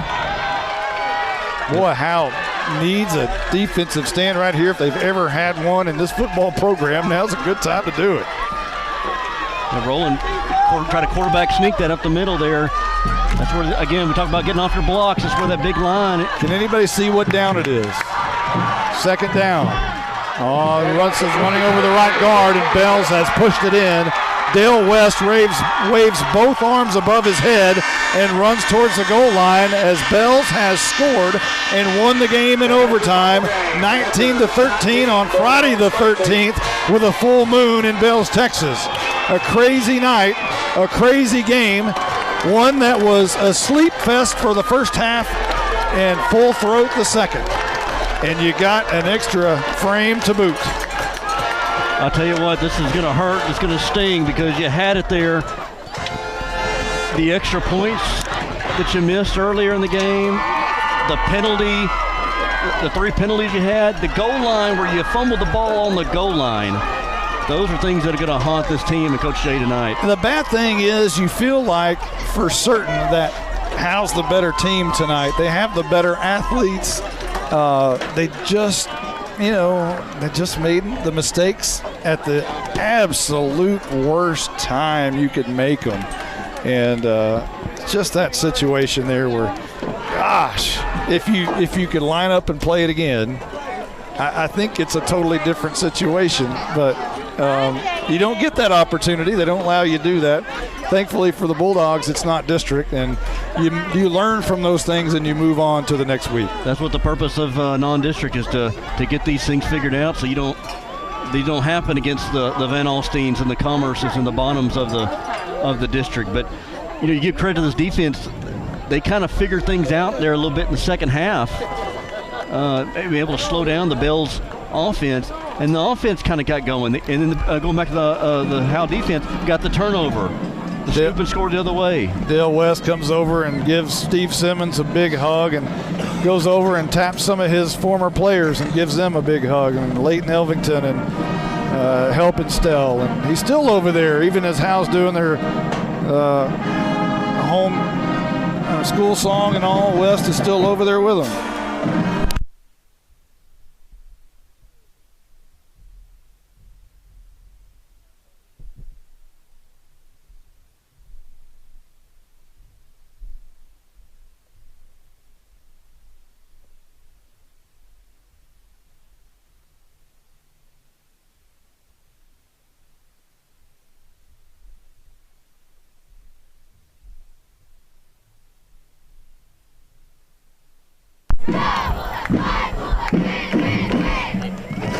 All right, we're back on here. Monty made a mad rush to the press box. Somebody had turned us off, unplugged us, but we're back on.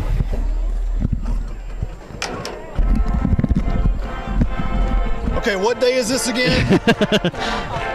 That was pretty impressive. The way you tightrope that bleacher and the speed you had to get down there and tell them to plug it back in. Boy. Well, whoever's in the press box just started unplugging everything, and they unplugged us. Oh. That's what happens when you're outdoors, right? Yep. You're not. Don't have control over that stuff. Oh my goodness. Oh my goodness. So let me hop back over the fence here if I can do that. Ugh, what a night. I'm going to sleep well tonight. Holy cow. Caroline, you down there? Caroline, do we have Caroline? Is Caroline anywhere around? We didn't lose her, did we? Well, what a interesting... Yes, guys, I'm here. I'm sorry. There you are. What an interesting evening. As Caroline, sum this one up for us from your perspective on the sidelines. Oh, man. Oh, gosh. How much of a heartbreak was it for the team?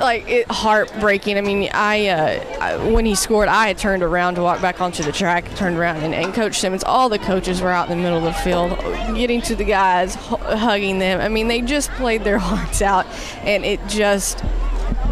it has to end this way. The scoreboard just does not reflect. It was such a good game. It really was. I'm trying to find... Oh, there you are. I'm wondering here. I know it's a loss.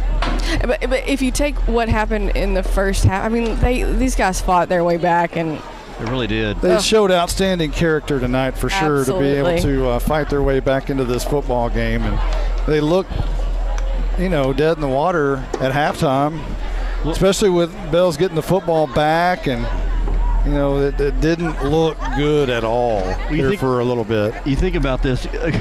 Blizzard made a comment how they were in the halftime where they're running it down our throats, running down Howe's throats, and then in the second half, again, a lot of these kids are running both ways. I mean, so offense, get on the offensive line, on the defensive line, make a stop or get scored on, and then you go to the offensive line. So these guys to be able to have the conditioning and the resolve and just the will to be able to continue to fight there and have to play an extra overtime there. I know shows the character of this team. I know it's a loss, and I don't know if Coach Jay would want to talk tonight, but I think I might want to see if he will. I mean, it's such an electrifying game, and Hunter Brusso. Gosh, if we could talk to a player, 24, Hunter Brusso has just been outstanding. It really has. And I don't know if Caroline's still down there or not, but if she is, we'll try to. There she is. Yeah, she's right there. We'll see if Hunter Brusso can talk, and maybe Coach Jay, and we'll see if he wants to visit with us for a little bit. It's obviously emotional. On the flip side, we have to tip our hat to Dale West. It's the first time they've won here in Bells, and he gets his first win at his homecoming. So that that's the hard part is being someone's homecoming, and then losing on top of that is the hard part. But we'll see if Coach Jay wants to speak with us for just a moment. Right now, he's with I think a reporter for the Herald Democrat. So we'll let them visit, and then we'll. Do you guys see Hunter or Hunter? I see him. 24, correct? 24. I see him. I'm trying to locate him here.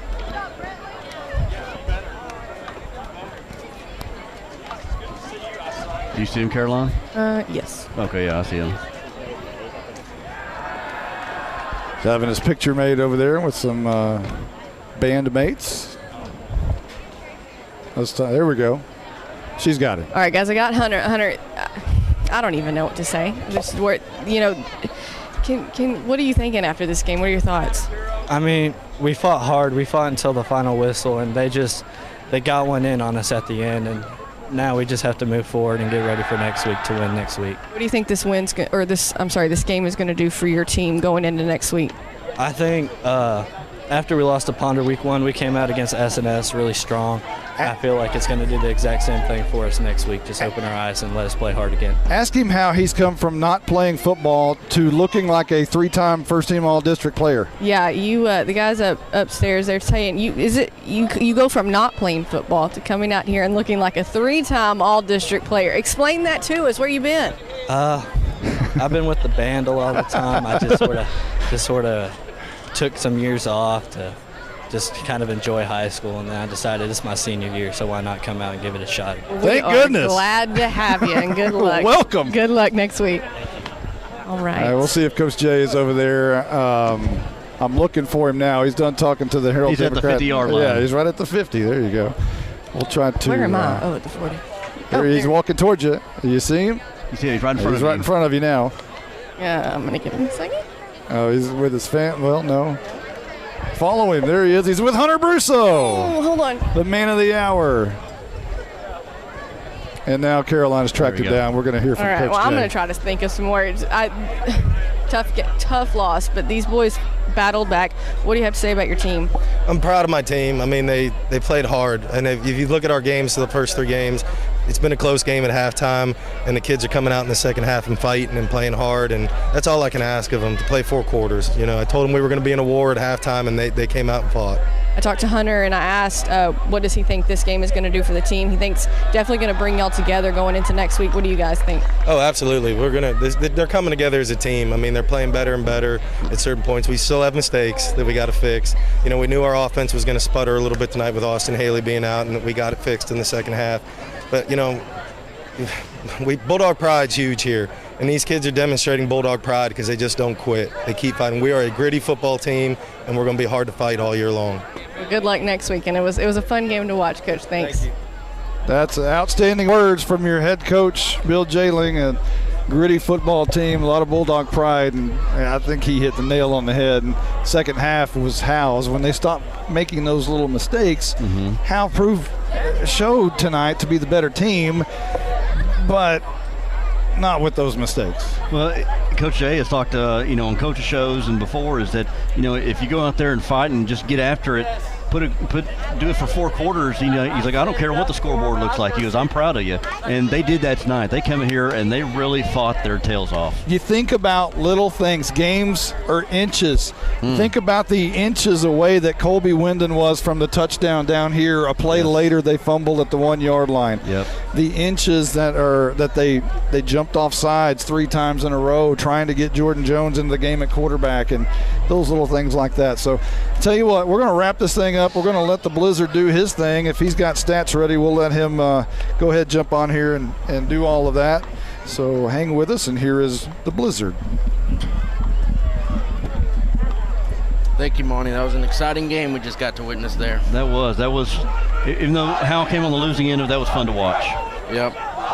But in the second half and overtime, Grady Waldrop was the big leading rusher for Bells tonight at 23 carries and 88 yards. Not too bad as a freshman debut. Bo Baker, 19 carries and 61 yards and 2 touchdowns, and a big fumble that kept Howe in the game. Tyler Hawthorne added 11 carries for 43 yards. Blake Rowland, the quarterback, 12 carries for 23 yards and 1 touchdown. They did attempt a pass, but Rowland was sacked for a negative 11-yard loss on the play.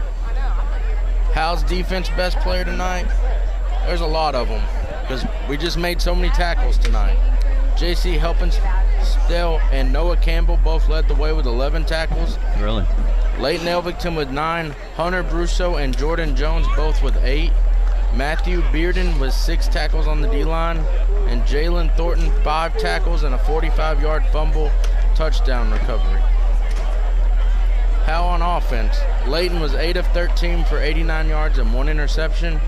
Caden Harmon was 6 for 15 rushing. He also had a fumble on the 1-yard line and a big drop early in the game. Jalen rushing, 7 carries for 40 yards, 3 catches and 31 yards for Jalen.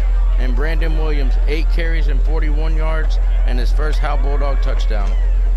Bells on defense was led by Bo Baker, who had 5 tackles and an interception on the night. Hank Weaver, 3 tackles and a sack, and Big Drake Stevens, 7 tackles, leading their defensive line. Thank you, Blake. That was a good game, though, to watch. But again, it was a unfortunate inning for the Bulldogs. All right, well, let's wrap this up. Let's get it home. Hey, before the moon gets any more full, and while it's still Friday the 13th, let's. And nobody unplugs us anymore. nobody ends our broadcast abruptly. Well, unfortunately, the victory light is not on tonight. Howe loses 19-13 in overtime. It was an exciting second half, one of the best games you can see as old friends over there talking and hugging. Dale West is, you got to love that guy. Even when you face him and he's your opponent, you still love him. He's a great guy, and he's so good for those kids over there. And that's a great thing about, some of these programs and towns, they don't realize that you may not like the slot T. Maybe it's not the most fun, and you were playing air raid, and that was all fun. And even though you didn't win a playoff game, I think so, yeah. But it was fun, and now you're running the slot T, and everybody's bored. But guess what? You're going to win with him. And another thing is, your kids are going to be better off being around that guy, and that's the most important thing. In the same way in Howe with Bill Jailing, the most important thing is the guy in the room influencing your kids when your kids are around those guys more than they are their dads. That's the most important thing. And these two towns have got that right, and that's what I'm proud of. Well, we talked about off air. You talk about you'd rather have your kid be around somebody who's a good influence and be 2-8 than be around somebody who's picks up bad habits and you go 3 deep in the playoffs, Exactly. So you want a good example out there. These two towns have got it right. Yep. And this was a great football game tonight. For everyone who's been a part of this one, including our spotter, Carson Grogan, our sideline extraordinaire, Caroline Slauson, our statistician, Blake Burnett, the Blizzard. Yes. And our awesome color analyst, Justin White. For everyone who's been a part of this one, I'm Monty Walker. We will see you next week at home against the Boyd Yellow Jackets. So long, everybody.